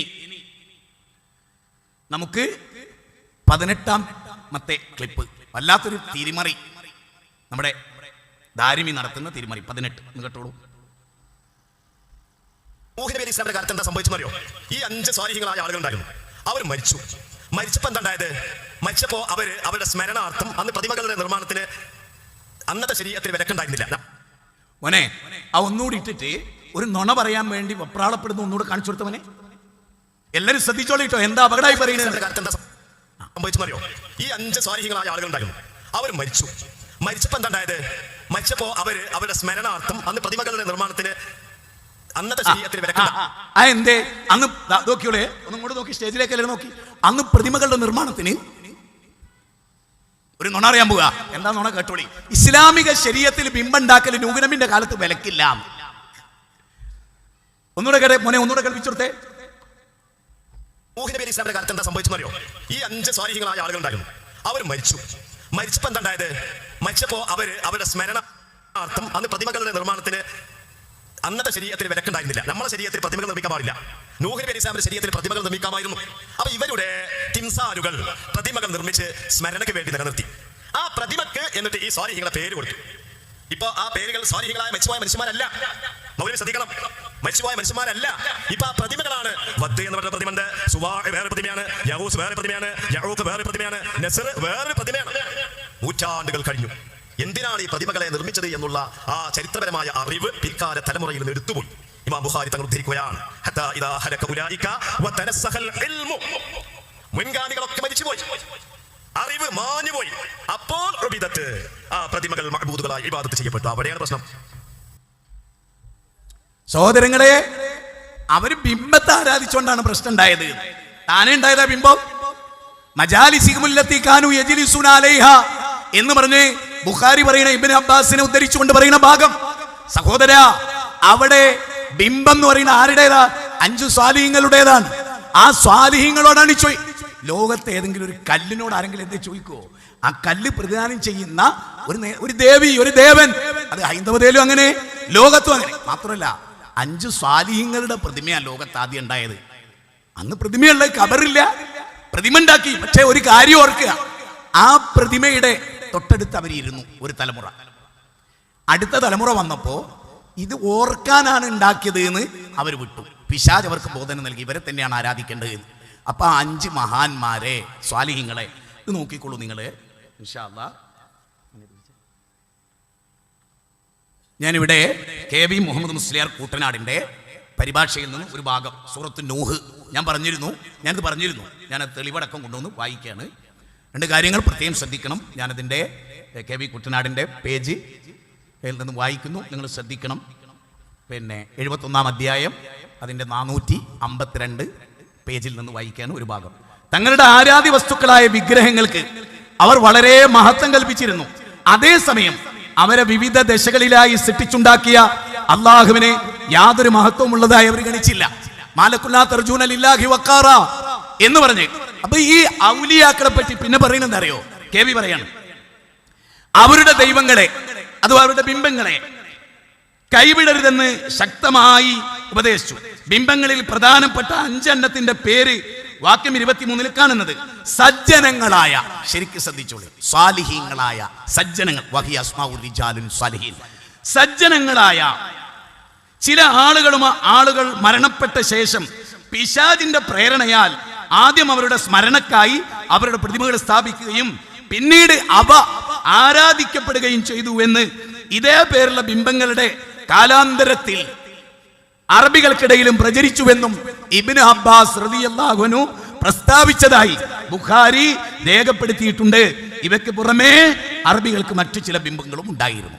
അപ്പോ സ്വാലിഹീങ്ങൾ, ആ സ്വാലിഹീങ്ങളോട് അല്ലാണ്ട് ആ കല്ലെന്തെങ്കിലും ചെയ്യുന്ന ഒരു പൊട്ടം വിചാരിക്കുമോ? ഒരു കല്ല് നമ്മളെടുത്ത് ഉണ്ടാക്കി വെക്കുന്ന ഒരു രൂപം നമ്മളെ സഹായിക്കുന്ന ഈ 5 മഹാന്മാർ അള്ളാഹുലേക്ക് അടുത്തവരാണ്. അതുകൊണ്ട് അവരോട് ഇസ്തിഗ്ഫാർ നടത്തി അവരെ ഇലാഹാക്കി, അതിനവർ രൂപം ഉണ്ടാക്കി. അത് ഇന്നത്തെ ഹൈന്ദവ സമൂഹത്തെ നോക്ക് നിങ്ങൾ. ഞാനൊരു ഉദ്ധരണി പറഞ്ഞിരുന്നു, അതും ഞാൻ പറഞ്ഞിരുന്നു, നിങ്ങൾ ശ്രദ്ധിക്കണം. ഞാൻ പറഞ്ഞു വരുന്നത് വളരെ അപകടം പിടിച്ച വാദമാണ് സമസ്തക്കാർ ഇവിടെ അവതരിപ്പിക്കുന്നത്. നിങ്ങൾ ഖുർആൻ പരിശോധിച്ചാൽ നിങ്ങൾക്ക് കാണാം, ഒരു കാര്യകാരണ ബന്ധത്തിന് അതീതമായി അഭൗതികമായി റബ്ബിനോടല്ലാതെ ഒരു നബിയും ഒരു വലിയും തേടിയിട്ടില്ല. വെറുതെ സ്ഥാപിക്കാനാണ്, ഔലിയാക്കളുടെ ഖബറിടത്തിലേക്ക് നിങ്ങളെ കൊണ്ടുപോകാനും അത് സ്ഥാപിക്കാനാണ് ഈ പറയുന്നത്.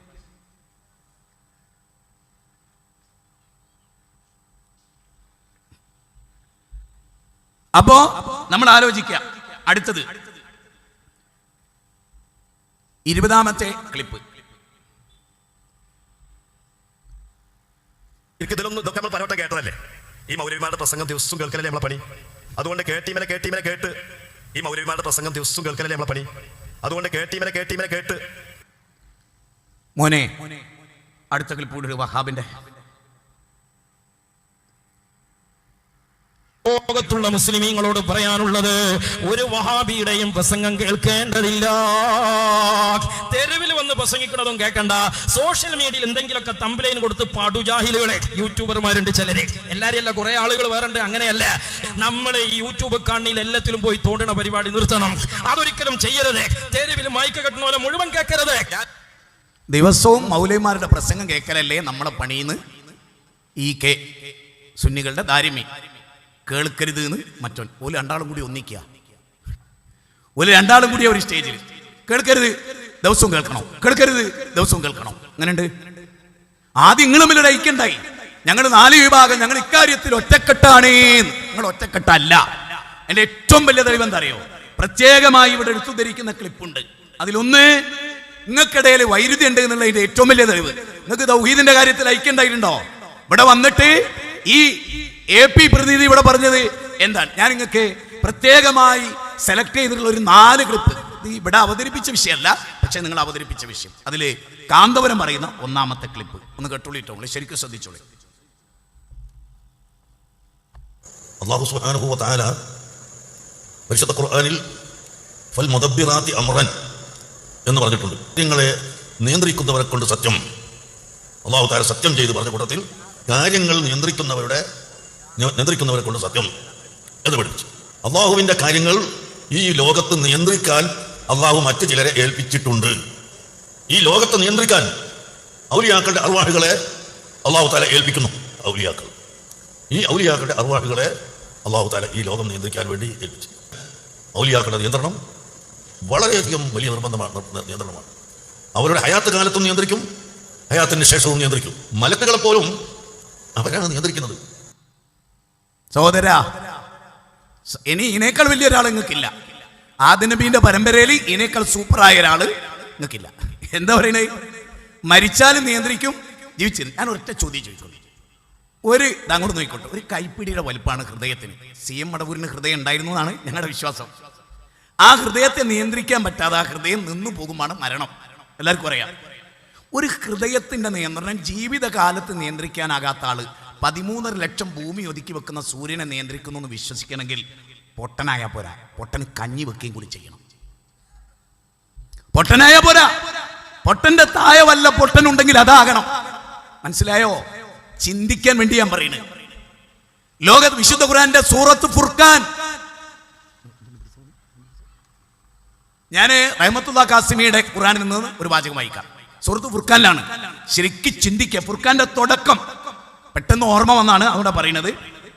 നോട്ട് ചെയ്ത് വെച്ചിട്ടൊന്നുമില്ല, എങ്കിലും 25-ാം അധ്യായത്തിന്റെ തുടക്കത്തിലെ 3 വാചകങ്ങൾ ഒന്ന് കേട്ടോളൂ കേട്ടോ. ഇത് അല്ലാഹ് നമുക്ക് ശരിക്കും തെളിവ് തരുന്നുണ്ട്. അതുകൊണ്ടാണ് ഇന്ന ഹാദൽ ഖുർആന യഹ്ദീ ലില്ലതീ ഹിയ അഖ്വം എന്ന് പറയുന്നത്. തബാറകല്ലദീ നസ്സലൽ ഖുർആന അലാ അബ്ദിഹി ലിയകൂന ലിൽ ആലമീന നദീറ. തുടക്കം. ലോക ജനതയ്ക്ക് മുന്നറിയിപ്പ് നൽകുന്നതിനായി, അത് തീരാൻ വേണ്ടി തന്റെ ദാസന് സത്യാസത്യ വിവേചനങ്ങൾ വേർതിരിച്ച ഗ്രന്ഥം അവതരിപ്പിച്ചു കൊടുത്തവൻ അല്ലാഹ്. അല്ലദീ ലഹു മുൽക്കു സമാവാതി വൽ അർദ് വലൻ യത്തഖി നോക്കൂ വലം യത്തഖിദ വലദുൻ വലം യകുൽ ലഹു ശിർകുൻ ഫിൽ മുൽക്കി. ശരിക്കും മനസ്സിലായിക്കൊള്ളൂ ഈ 2-ാമത്തെ വചനം. വാനഭൂവനങ്ങളുടെ ആധിപത്യമുള്ളവനാകുന്നു അവൻ സന്താനത്തെ വരിച്ചിട്ടില്ല. ആധിപത്യത്തിൽ, മുലൂക്കിയത്തിൽ നോക്കൂ, ആരാണ് മുലൂക്കിയത്ത്, ആർക്കാണ് എന്നതിനെ പറ്റി പറയാൻ. അവന്റെ ആധിപത്യത്തിൽ അവനൊരു പങ്കാളിയും ഉണ്ടായിട്ടില്ല. സകല വസ്തുക്കളെയും അവൻ സൃഷ്ടിക്കുകയും അവൻ ശരിയായ വ്യവസ്ഥ നിർണ്ണയിക്കുകയും ചെയ്യുന്നു. ഒന്നിനും ഒരു പങ്കാളിത്തം അല്ലാഹ് കൊടുത്തിട്ടില്ല. ഇയാൾ പറയാണ് അല്ലാഹ് ചില ആളുകളെ ഇതിനെ നിയന്ത്രിക്കാൻ ഏൽപ്പിച്ചിട്ടുണ്ട്. പച്ച നുണയാണ്, ഖുർആനെതിരെ നുണയാണ്. അത് നുണയാണ്. മക്കാ മുശ്രിക്കുകളോട് പോലും ചോദിച്ചാൽ പോലും ലോകം നിയന്ത്രിക്കുന്നത് അല്ലാഹ് ആണ് എന്നുള്ള കാര്യത്തിൽ അവർക്കെതിരെ അഭിപ്രായം ഉണ്ടായിരുന്നില്ല. അതാരാ പറയുന്നത്? കാന്തപുരം കഴിഞ്ഞാൽ പിന്നെ AP ഗ്രൂപ്പിലെ എക്കാലഘട്ടത്തിലെയും മിന്നുന്ന താരം എന്നൊക്കെ അവർ പറയണ പേരോടിന് വേണ്ടി ദുആ ചെയ്യണം കേട്ടോ പലരും. നാളെ പിറ്റേന്ന് ചിലപ്പം, കാരണം പലതും അയാൾ സംസാരിക്കാൻ നമുക്ക് തോന്നും എന്തെങ്കിലും ഒന്ന് അല്ലാഹ്, കാരണം നല്ലൊരു മനസ്സ് ചിലപ്പോൾ ഉണ്ടായിക്കൊള്ളുന്നുണ്ട്. പേരോടിൻ്റെ വീട്ടിലൊക്കെ നിങ്ങൾ ചെന്ന് നോക്ക്, വളരെ ആദരപൂർവ്വം നിങ്ങളെ സ്വീകരിക്കും, നല്ല വർത്തമാനം പറയും, നിങ്ങൾക്ക് എന്തെങ്കിലും ഒരു പ്രശ്നം ഉണ്ടെങ്കിൽ പരിഹരിച്ചു തരും. ഞാൻ വെറുതെ പറയുന്നല്ല, ഞാൻ ശരിക്കും പഠിച്ചു പറയാൻ. നേരെ മറിച്ച് ഇവിടെ വന്ന ഏൽപ്പിക്കാരനില്ലേ, ഓൻ്റെ അയലത്ത് ഒരു കാരണം ഓൻ്റെ കാറ്റ് തട്ടുന്നിടത്ത് പോലും ഇങ്ങോട്ട് നിൽക്കരുത്. ഓൻ്റെ മുക്കറുണ്ടല്ലോ, ആ മുക്കറിൻ്റെ കാറ്റ് കിട്ടിയാൽ പോലും ചിലപ്പോൾ എന്തെങ്കിലും വിഷം കയറി ചാവാനുള്ള സാധ്യത ഉണ്ട്. അത് സാധനം വേറെയാണ്, അതിനൊരു വിട്ടേക്ക്. പേരോട് ഈ വിഷയത്തിൽ പറയുന്ന ക്ലിപ്പൊന്ന് കേട്ടു നോക്കി നിങ്ങൾ. സുഹൃത്തുക്കളെ, സർവ കാര്യങ്ങളെയും നിയന്ത്രിക്കുന്നവൻ ആരാണ്? അതേ, അബൂജഹലടക്കം പറയേണ്ടി വരും, അല്ലാതെ അതാ സർവകാര്യങ്ങളും നിയന്ത്രിക്കുന്നവനില്ല, യഥാർത്ഥത്തിൽ സൃഷ്ടിക്കുന്നവനില്ല, നിയന്ത്രിക്കുന്നവനില്ല. അല്ലാഹ് ചോദിക്കുന്നു, ഫഖുൽ അഫലാ തത്തഖൂൻ. അങ്ങനെ അല്ലാഹ് മാത്രമാണ് സൃഷ്ടിക്കുന്നവനൊന്നും, അല്ലാഹ് മാത്രമാണ് നിയന്ത്രിക്കുന്നവനൊന്നും നിങ്ങൾ നാവ് കൊണ്ട് പറയുന്നുണ്ടല്ലോ. എന്നാൽ പിന്നെ സ്രഷ്ടാവിന് മാത്രം അധികാരപ്പെട്ടതല്ലേ? സർവസ്വവും നിയന്ത്രിക്കുന്നവന് മാത്രം അധികാരപ്പെട്ടതല്ലേ? അർഹതപ്പെട്ടതല്ലേ ഇബാദത്ത് ചെയ്യുക എന്നത്? എങ്ങനെയുണ്ട്? 10-ാം അധ്യായം 31. അതാരാന്ന് ചോദിച്ചാൽ അല്ലാണെന്ന് പറയും. കാന്തപുരത്തിനോട് ചോദിച്ചാലോ അത് അല്ലാഹ് ചിലരെ ഏൽപ്പിച്ചിട്ടുണ്ടെന്നാ പറയുന്നത്. അബൂജഹലാണോ മെച്ചപ്പെട്ട വിശ്വാസമുള്ള ആള്, കാന്തപുരമാണോ എന്ന് ചിന്തിക്ക്. മെച്ചപ്പെട്ട വിശ്വാസം കാന്തപുരത്തേക്കാൾ ഉണ്ടെങ്കിലും ആ വിശ്വാസം പോരാ. കാരണം അല്ലാഹ് കൊടുത്ത കഴിവിൽ നിന്ന് തേടുന്നു എന്ന് പറഞ്ഞ് ഔലിയാക്കളെ, അമ്പിയാക്കളെ, മരണപ്പെട്ടവരെ തേടിയത് കൊണ്ടാണ് അബൂജഹലിന് ബദർ യുദ്ധത്തിൽ കൊല്ലപ്പെടേണ്ടി വന്നത്. മനസ്സിലാക്കിക്കൂടി നിങ്ങള്. ഇനിയോ നേരത്തെ എന്തിൽ പങ്കുചേർത്താലാണ് പ്രശ്നം ഉണ്ടാവുക എന്ന് പറഞ്ഞല്ലോ. അള്ളാഹുവിന് മാത്രമുള്ള സിഫത്തിൽ ഒരാളെ പങ്കുചേർക്കുക. അങ്ങനെ പങ്കുചേർത്ത ഒരാളെ ക്ലിപ്പ് ഞാൻ കഴിഞ്ഞേനിട്ടിരുന്നു, ഖലീൽ തങ്ങളെ. ഒന്ന് കേട്ടോളി നിങ്ങൾ വീണ്ടും.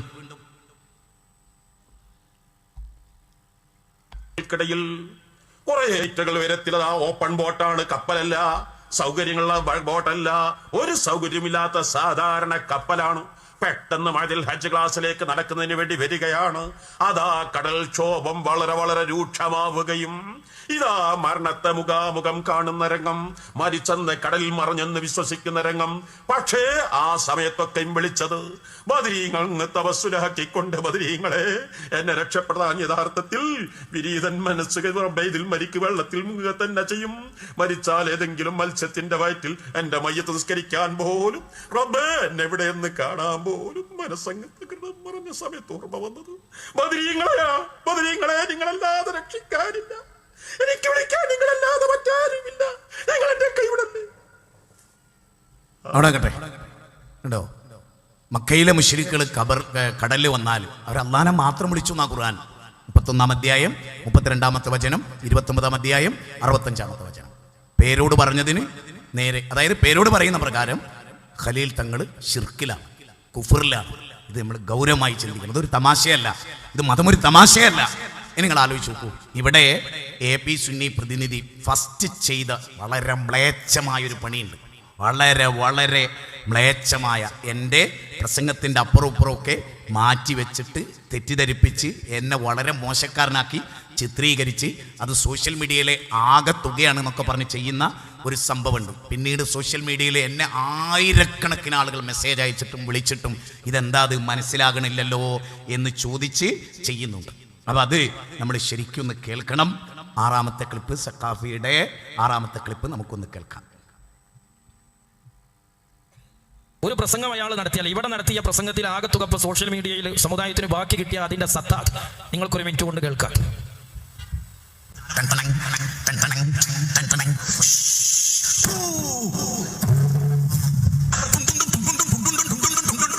അപ്പൊ ഇതാണ് അയാളൊരു 1.5 മണിക്കൂർ അല്ലെങ്കിൽ 1.25 മണിക്കൂർ ഇവിടെ മതം പറഞ്ഞു പോയിട്ട് അതൊക്കെ ശ്രദ്ധിച്ച സാമൂഹ്യ മാധ്യമങ്ങളിൽ അതിന്റെ ബാക്കിയായി വന്ന ഒരു സാധനം ഇതാണ്.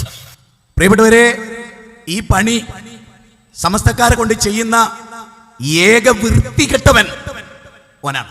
മനസ്സിലായിക്കൂടെ? ഓൻ ചെയ്ത പണിയാണത്, ഓൻ ചെയ്യിപ്പിച്ച പണിയാണത്.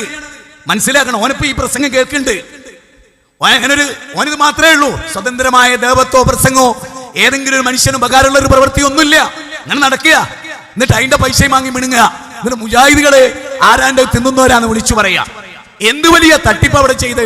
ഞാനൊരു വലിയ കാര്യം പഠിപ്പിക്കായിരുന്നു ഈ സദസ്സിനെ. കഴിഞ്ഞ 21-ന് കേട്ടവർ അത്ഭുതപ്പെട്ടു പോയിട്ടുണ്ടാവും. ഇങ്ങനൊക്കെ തൊലിക്കെട്ടി ഉണ്ടാവുമോ? ഉണ്ടാവും. ഈ തൊലിക്കെട്ടി മുഖത്തേക്കട് നോക്കിയാൽ ബോധ്യപ്പെടും നിങ്ങൾക്ക്. ഇനി അതിന്റെ പൂർണ്ണ രൂപങ്ങളൊന്ന് കേട്ടോളൂ.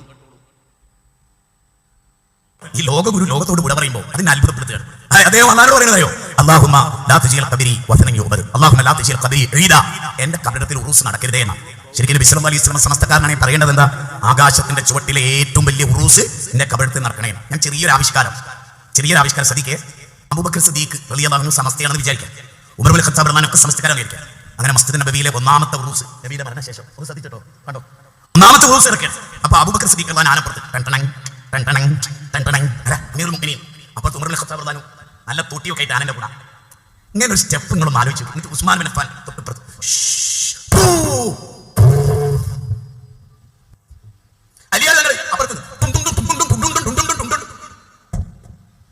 ഈമാനുള്ള ഒരു സമൂഹം ഇത് ചെയ്തോ? അല്ലാഹുവിന്റെ റസൂലിന്റെ കബറിടത്തിൽ ഇന്നും ഉറൂസില്ലതോ? ഞങ്ങളുടെ കൈകളിൽ അല്ലാഹു ഉത്തരവാദിത്തം ഏൽപ്പിച്ചു. സെൽഫികളുടെ കൈകളിൽ അല്ലാഹുവിന്റെ റസൂലിന്റെ പ്രാർത്ഥന അല്ലാഹു കബൂൽ ചെയ്തു. നിങ്ങളുടെ കൈകളിൽ സംസമിന്റെ ഉത്തരവാദിത്തം തന്നില്ല, കാബത്തിന്റെ ഉത്തരവാദിത്തം തന്നില്ല, മസ്ജിദ് നബവിയുടെ ഉത്തരവാദിത്തം തന്നില്ല. കണ്ടോ സഹോദര, നിങ്ങൾ കണ്ടോ? ഈ പരാമർശത്തെയാണ് 1 മിനിറ്റ് കൊണ്ട് കണ്ടോളൂ എന്ന് പറഞ്ഞ് ഇവനിട്ടത്. തുടക്കത്തിൽ തന്നെ ഓന്റെ സംസ്കാരം ഇനി നിങ്ങൾ മനസ്സിലാക്കണില്ല. നിങ്ങളോട് ഞങ്ങൾക്ക് വർത്താനില്ല. അലൈസ മിൻകുർ റജുലുർ റഷീദ്, നിങ്ങളുടെ കൂട്ടത്തിൽ വിവേകമുള്ള ഒരാളെങ്കിലും ഇല്ലേ? പരിശുദ്ധ റമദാനിലേക്ക് പോണ് പശ്ചാത്തപിച്ചാളാ. ഓനോടല്ലോ, മനുഷ്യന്മാരോടാ. ഇനി ഇതേപോലെ പണിയെടുക്കുകയാണ്. എന്തൊക്കെ ചെയ്യാറോ? ആ പാവം ദാരിമി ഇവിടെ പ്രസംഗിച്ചല്ലോ. അപ്പൊ അദ്ദേഹം പറഞ്ഞൊരു വാചകം ഇയാളാക്കണ പോലെ ആക്കുകയാണെങ്കിൽ എന്തൊക്കെ ചെയ്യാന്നറിയോ? അപ്പൊ ദാരിമി പ്രസംഗിച്ച ഒരു പൂർണ്ണ രൂപം, അതിന്റെ ഒരു പൂർണ്ണ രൂപം അയാൾ ശരിക്കും പറഞ്ഞ ഭാഗം നിങ്ങളൊന്ന് കേട്ടോളൂ. അർവാഹുകളെ സംബന്ധിച്ച് അഭൗതികം. അപ്പൊ നമ്മൾ ആളുകൾക്ക് ഇപ്പൊ ഇങ്ങനെ ചിന്തിക്കുന്നുണ്ടാവും, എന്താണ് ഈ ഭൗതികം അഭൗതികം ഇതൊക്കെ എന്താണ്? അതൊക്കെ അവരെന്നെ വിശദീകരിക്കണം. ഇതാണ് പൂർണ്ണ രൂപം. അപ്പൊ നമുക്ക് മനസ്സിലായി എന്ത് ഭൗതികം അഭൗതികം. അപ്പൊ അവിടെ പറയാണ് ബൗ ബൗ ബൗ. അതൊരു 10 തവണ ആക്കി എന്തേ തോന്നുള്ളൂ? ഏതോ ഒരു സൃഷ്ടിയുടെ ശബ്ദം. ആ രൂപത്തിലാക്കാൻ ഞങ്ങൾക്ക് ആ പരിപാടിയില്ല. പക്ഷെ നിങ്ങൾ ചെയ്യുന്നത് ആർക്കും കഴിയുന്ന ഒരു കാര്യമാണ്. അതൊരു ശരിയായ ഏർപ്പാടല്ല നിങ്ങൾക്ക് മനസ്സിലാക്കാനും. ഒരാളും ഇത് കേൾക്കുന്ന ഒരു വഴിയുള്ള ഒരാളും ധാർമ്മിക്കെതിരെ അത് ഉപയോഗിക്കരുത്. കാരണം ധാർമ്മികത ഉദ്ദേശിച്ചിട്ടില്ല. അദ്ദേഹം ചെയ്തെന്താ? ബൗ ബൗ എന്നുള്ള 3 വട്ടം പറഞ്ഞു. അത് ഇനി ഈ നീചൻ ചെയ്ത പോലെ ചെയ്യുകയാണെങ്കിൽ, ഈ പറഞ്ഞ എ.പി. പ്രതിനിധി ഉണ്ടല്ലോ, ഓൻ ചെയ്ത പോലെ ചെയ്യുകയാണെങ്കിൽ അതെങ്ങനെ ആയിരിക്കും? നിങ്ങളൊന്ന് കേട്ടു നോക്കി.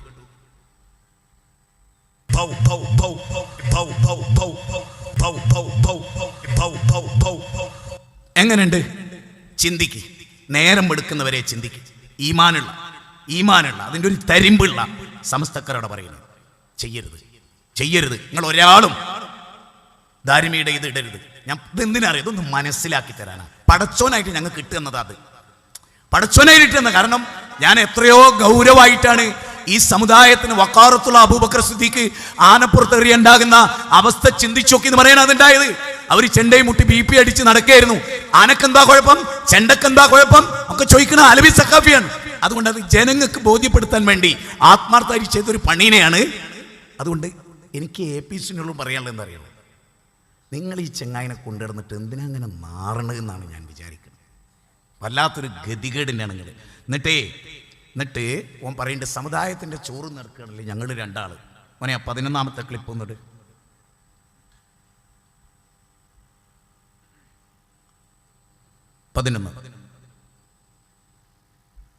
കാരണം 5 കൊല്ലം മുമ്പ് ആ തോന്നിയാസം ആരാന്റെ ചോറും തിന്ന് സ്റ്റേജ് കെട്ടി പഠിപ്പിച്ചു കൊടുത്തത് ഇഞ്ചാനാണ്. 12 കൂട്ടം ബർക്കത്തില്ല എന്ന് പറഞ്ഞ് നാട്ടുകാരെ ചോറും നിന്ന് നടന്നെന്ന് നിന്നോട് ആരെങ്കിലും തെളിവ് ചോദിച്ചിനോ? നീ തെളിവ് നോക്കിക്കണമെങ്കിൽ പിന്നപ്പം എങ്ങനെയാ ബർക്കത്ത് ഉണ്ടായത്? നാട്ടുകാരെ ചോറും തിന്ന് നടന്നേ. ഏത് ദർഗേന്നുള്ള വരുമാനം ആരാ തിന്നുന്നത്? ഓൻ തന്നെ പറയട്ടെ. അത് കേട്ടോളിട്ടോ. മഖബറിന്റെ നേർച്ചപ്പെട്ടി നിങ്ങളെ കയ്യിലാ താക്കോല്, മഖബറിന്റെ താക്കോലും നിങ്ങളെ കയ്യിലാണ്. അവിടെ ഉറൂസ് നടത്തുന്നത് കമ്മിറ്റിക്കാരും നിങ്ങളാണ്. പക്ഷേ 10 ദിവസം വയല് വെച്ചാലോ ഔലിയാക്കളെ ജാറത്തിങ്കൽക്ക് വരുന്നതിന് പുണ്യുണ്ട് എന്ന് പറയുന്നൊരു പ്രസംഗം നടത്താറുണ്ടോ? 10ഉം 20ഉം ദിവസം 100 കണക്കിന് ട്യൂബ കെട്ടിയിട്ട് ഉറൂസ് നടത്തുന്ന മോമിനീങ്ങള്, എന്തുകൊണ്ട് മോമിനീങ്ങൾക്ക് നിങ്ങളൊന്ന് നേർച്ചന്റെ പവർ പഠിപ്പിച്ചു കൊടുത്തൂടാ? ഇത് ലോകത്തിന്റെ അങ്ങേയറ്റത്തുനിന്ന് വന്ന് അക്കൗണ്ടിൽ ഇഷ്ടം പോലെ പൈസ കൊടുത്തുകാണ്ട് പാട്ടുപാടി പാടുന്ന പ്രഭാഷണം മാത്രം മതിയോ? ഇതിന്റെ പണി നമ്മളിങ്ങനെ ചില്ലറ കൊടുത്തിട്ട് നീർച്ചപ്പെട്ടിക്ക് പുണ്യുണ്ട് എന്ന് നമ്മൾ വേലറിയണം. പൈസ അപ്പുറത്ത് കൂടെ പോണോ? 10-20 ദിവസം ഒരു ഫൗറൂസിന്റെ പേരിൽ മതപ്രഭാഷണം വെക്കുമ്പോ ഒരു 2 ദിവസമെങ്കിലും സുന്നത്യമായിട്ട് എന്തുകൊണ്ട് പറഞ്ഞു കൊടുത്തുകൂടാ? നേർച്ചപ്പെട്ടിന്റെ താക്കോലൊന്നും അധിക കാലം കയ്യിൽ നിൽക്കൂല. ഇതാരോടറിയോ? MT ദാരിമിനോടാ. EK സുന്നികള് സീമടൂരിന്റെ ദർഗയിൽ വരുമാനം ഉണ്ടാക്കുന്നതിനെ കുറിച്ചുള്ള സംഭവ. മരിച്ച വരുമാനം, കണ്ണു കഴിച്ച വരുമാനം, ഖുർആൻ ഓതിയ വരുമാനം, ഖത്തം തീർത്ത വരുമാനം, നെയ്ച്ചോറ്, ബിരിയാണി എല്ലാം തിന്നുകയും കുടിക്കുകയൊക്കെ ചെയ്യുന്ന ആരാ? പണം ഉണ്ടാക്കുന്ന ആരാ? ദർഗയിലെ വരുമാനം ഉണ്ടാക്കുന്ന ആരാ? ആണ്ട് കഴിക്കുന്ന ആരാ? നബിദിനത്തിന്റെ ചോറ് നിന്ന ആരാ? ലോകത്തെന്തുണ്ടായാലും അതിനൊക്കെ തീറ്റി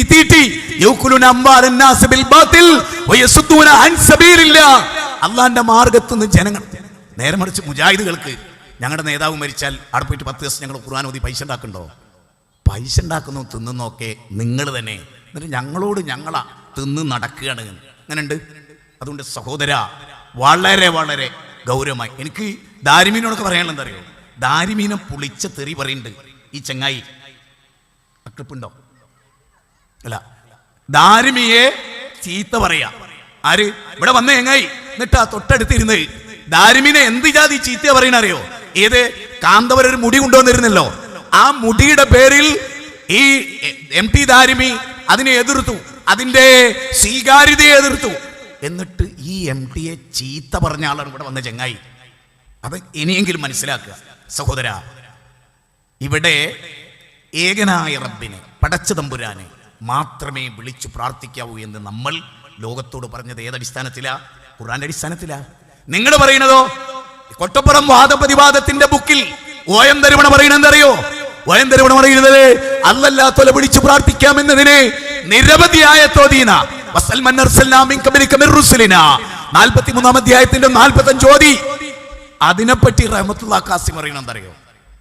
അങ്ങനെ ഒരു ചോദ്യം ഉണ്ടായിട്ടില്ല, അങ്ങനെ ഒരു നബിമാരെടുത്തേക്കിട്ട് നബി മരിച്ചവരോട് ചോദിച്ചിട്ടില്ല എന്ന് റഹ്മത്തുള്ളാഹി ഖാസിമിന്റെ പരിഭാഷകൾ എടുത്ത് നോക്ക്. വായിക്കാൻ നേരല്ലായിട്ടാ സഹോദര, പച്ച നുണയാ പറയുന്നത്. മാത്രമല്ല ഖുർആൻ ആയത്ത് നമ്മൾ ദുർവ്യാഖ്യാനിച്ചു. സുന്നത്ത് ജമായത്ത് എന്ന് പറയുന്ന സുലൈമാൻ സഖാഫി മാളിയക്കലിന്റെ പുസ്തകത്തിൽ നേരത്തെ ഇവർ ഉദ്ധരിച്ച 4-ാം അധ്യായത്തിന്റെ 64-ാമത്തെ വചനല്ലേ, ആ വചനം ഏറ്റവും കൂടുതൽ നിങ്ങൾ നോക്ക്. അധ്യായം 4 64-ാമത്തെ വചനം സുലൈമാൻ സഖാഫി മാളിയക്കല് ശരിക്കുള്ള അർത്ഥം ആദ്യം കൊടുക്കുന്നു. നിശ്ചയം സ്വശരീരങ്ങളോട് അക്രമം കാണിച്ചവർ തങ്ങളെ സമീപിച്ച് അള്ളാഹുവിനോട് പാപമോചനം തേടുകയും റസൂൽ അവർക്ക് വേണ്ടി പാപമോചനം ചെയ്താൽ തൗബ സ്വീകരിക്കുന്നവനായും കരുണ ചെയ്യുന്നവനായും അള്ളാഹു അവർ എത്തിക്കും. ഇതാണ് ഒറിജിനൽ അർത്ഥം. ഈ അർത്ഥം കൊടുത്ത സുലൈമാൻ സഖാഫി മാളിയക്കൽ തന്നെ എന്ത് ചെയ്യുന്നു? അദ്ദേഹം ന്യായീകരിക്കുക മാത്രമല്ല, തെറ്റായി അദ്ദേഹം അർത്ഥവും കൊടുക്കുന്നു. ആ അർത്ഥം എന്താ കൊടുക്കുന്നത്? അള്ളാഹുവിനോടും റസൂലിനോടും അവർ പൊറുക്കലിനെ തേടുക. ആയത്ത് ദുർവ്യാഖ്യാനിക്കുകയാണ് ചെയ്ത്, വേറെ പുതിയൊരു ആയത്ത് ഉണ്ടാക്കുക ചെയ്ത്. അതുകൊണ്ടാണ് അള്ളാഹു സൂറത്ത് ബഖറയിലെ 79-ൽ നോക്കൂ, അദ്ദേഹത്തിന്റെ 4-ാമത്തെ എഡിഷനും കാണാം. സുലൈമാൻ സഖാഫി മാളിയക്കൽ സുന്നത്തിയമായത് അതിൽ അദ്ദേഹം കൊടുക്കുകയാണ്, അള്ളാഹുവിനോടും റസൂലിനോടും പാപമോചനം തേടിയാൽ. അള്ളാഹിനോട് തേടുന്ന പാപമോചനം റസൂലിനോടും തേടാന്നാ. അങ്ങനെയാണെങ്കിലേ ഒരു ചോദ്യം ചോദിച്ചോട്ടെ. ഇവിടെ വന്ന വ്യക്തി ഉണ്ടല്ലോ, AP-കാരൻ, ഒരു വലിയ തെറ്റ് ചെയ്തതായിട്ട് പത്രത്തിലൊക്കെ പണ്ട് കണ്ടിരുന്നു, ചാനലിലൊക്കെ. ഒനബീന്റെ കബർമ്പുറത്ത് പോയിരുന്നോ? ലോകത്ത് നോക്ക്, കർണാടകയിലെ മനുഷ്യന്മാർ കള്ളുടിച്ചു, തെറ്റുപറ്റി, പലതും ചെയ്താൽ മദീനത്തേക്ക് ഫ്ലൈറ്റിൽ പോകണം എന്നല്ല പറഞ്ഞേക്കണേന്ന്.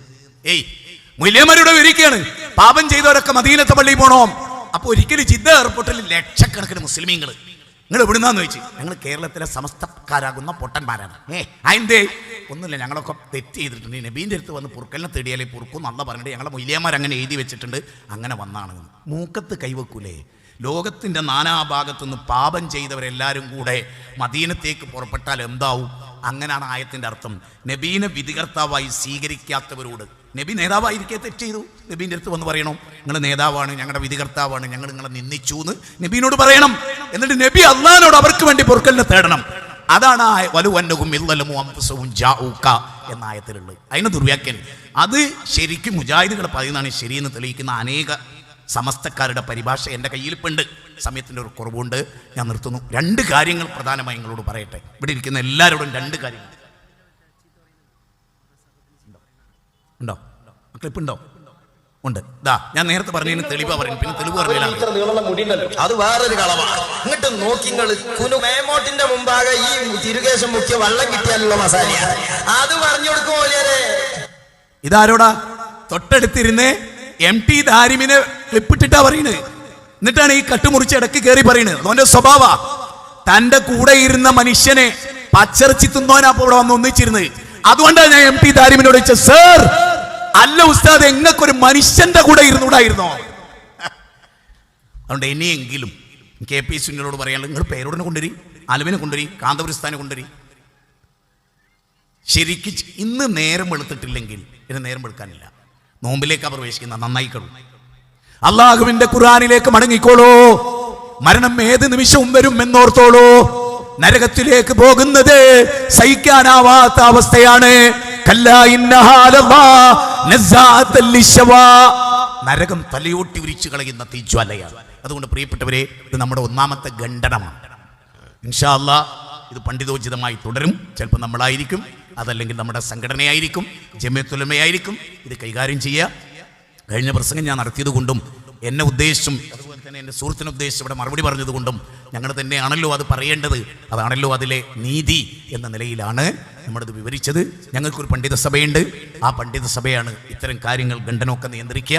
ഇൻഷാ അല്ലാഹ് ഇനി അങ്ങനെ വേണ്ടി വന്നാൽ അങ്ങനെയും നമ്മളെ സംബന്ധിച്ചിടത്തോളം അതിലൊന്നും ഒരു മടിയുള്ള കാര്യമല്ല. റമദാനാണ് വരുന്നത്. തൗബ ചെയ്യുക, പശ്ചാത്തപിച്ച് മടങ്ങുക, ഖുർആൻ ഓതുക, കൂടുതൽ ദീനിലേക്ക് എടുക്കുക, പടച്ചോനിലേക്ക് കൂടുതൽ എടുക്കുക. അതിനൊക്കെയാണ് അത് ഉപകാരപ്പെടേണ്ടത്. ഏതായിരുന്നാലും ഈ ഇവർ 2 പേരും ഐക്യപ്പെട്ടതും അത് പിന്നെ ഒരു ഫിത്തനയായി ഇപ്പം നിങ്ങൾക്ക് തോന്നുന്നുണ്ടാവും. വേണ്ടിയില്ലൈ നീന്ന്, ഇത് വേണ്ടിയില്ലൈ നീ നിങ്ങൾക്ക് തോന്നുന്നുണ്ടെങ്കിൽ അതവിടെ ഒഴിവാക്കുക. അതുകൊണ്ട് വളരെ ശക്തമായി ഈ കാര്യങ്ങൾ പഠിക്കുകയും റബ്ബിനെ മാത്രമേ ആരാധിക്കൂ എന്ന് തീരുമാനിക്കുകയും സത്യസന്ധമായി കാര്യങ്ങൾ വിലയിരുത്തുക. സർവശക്തനായ റബ്ബ് നമ്മെ അനുഗ്രഹിക്കുമാറാകട്ടെ.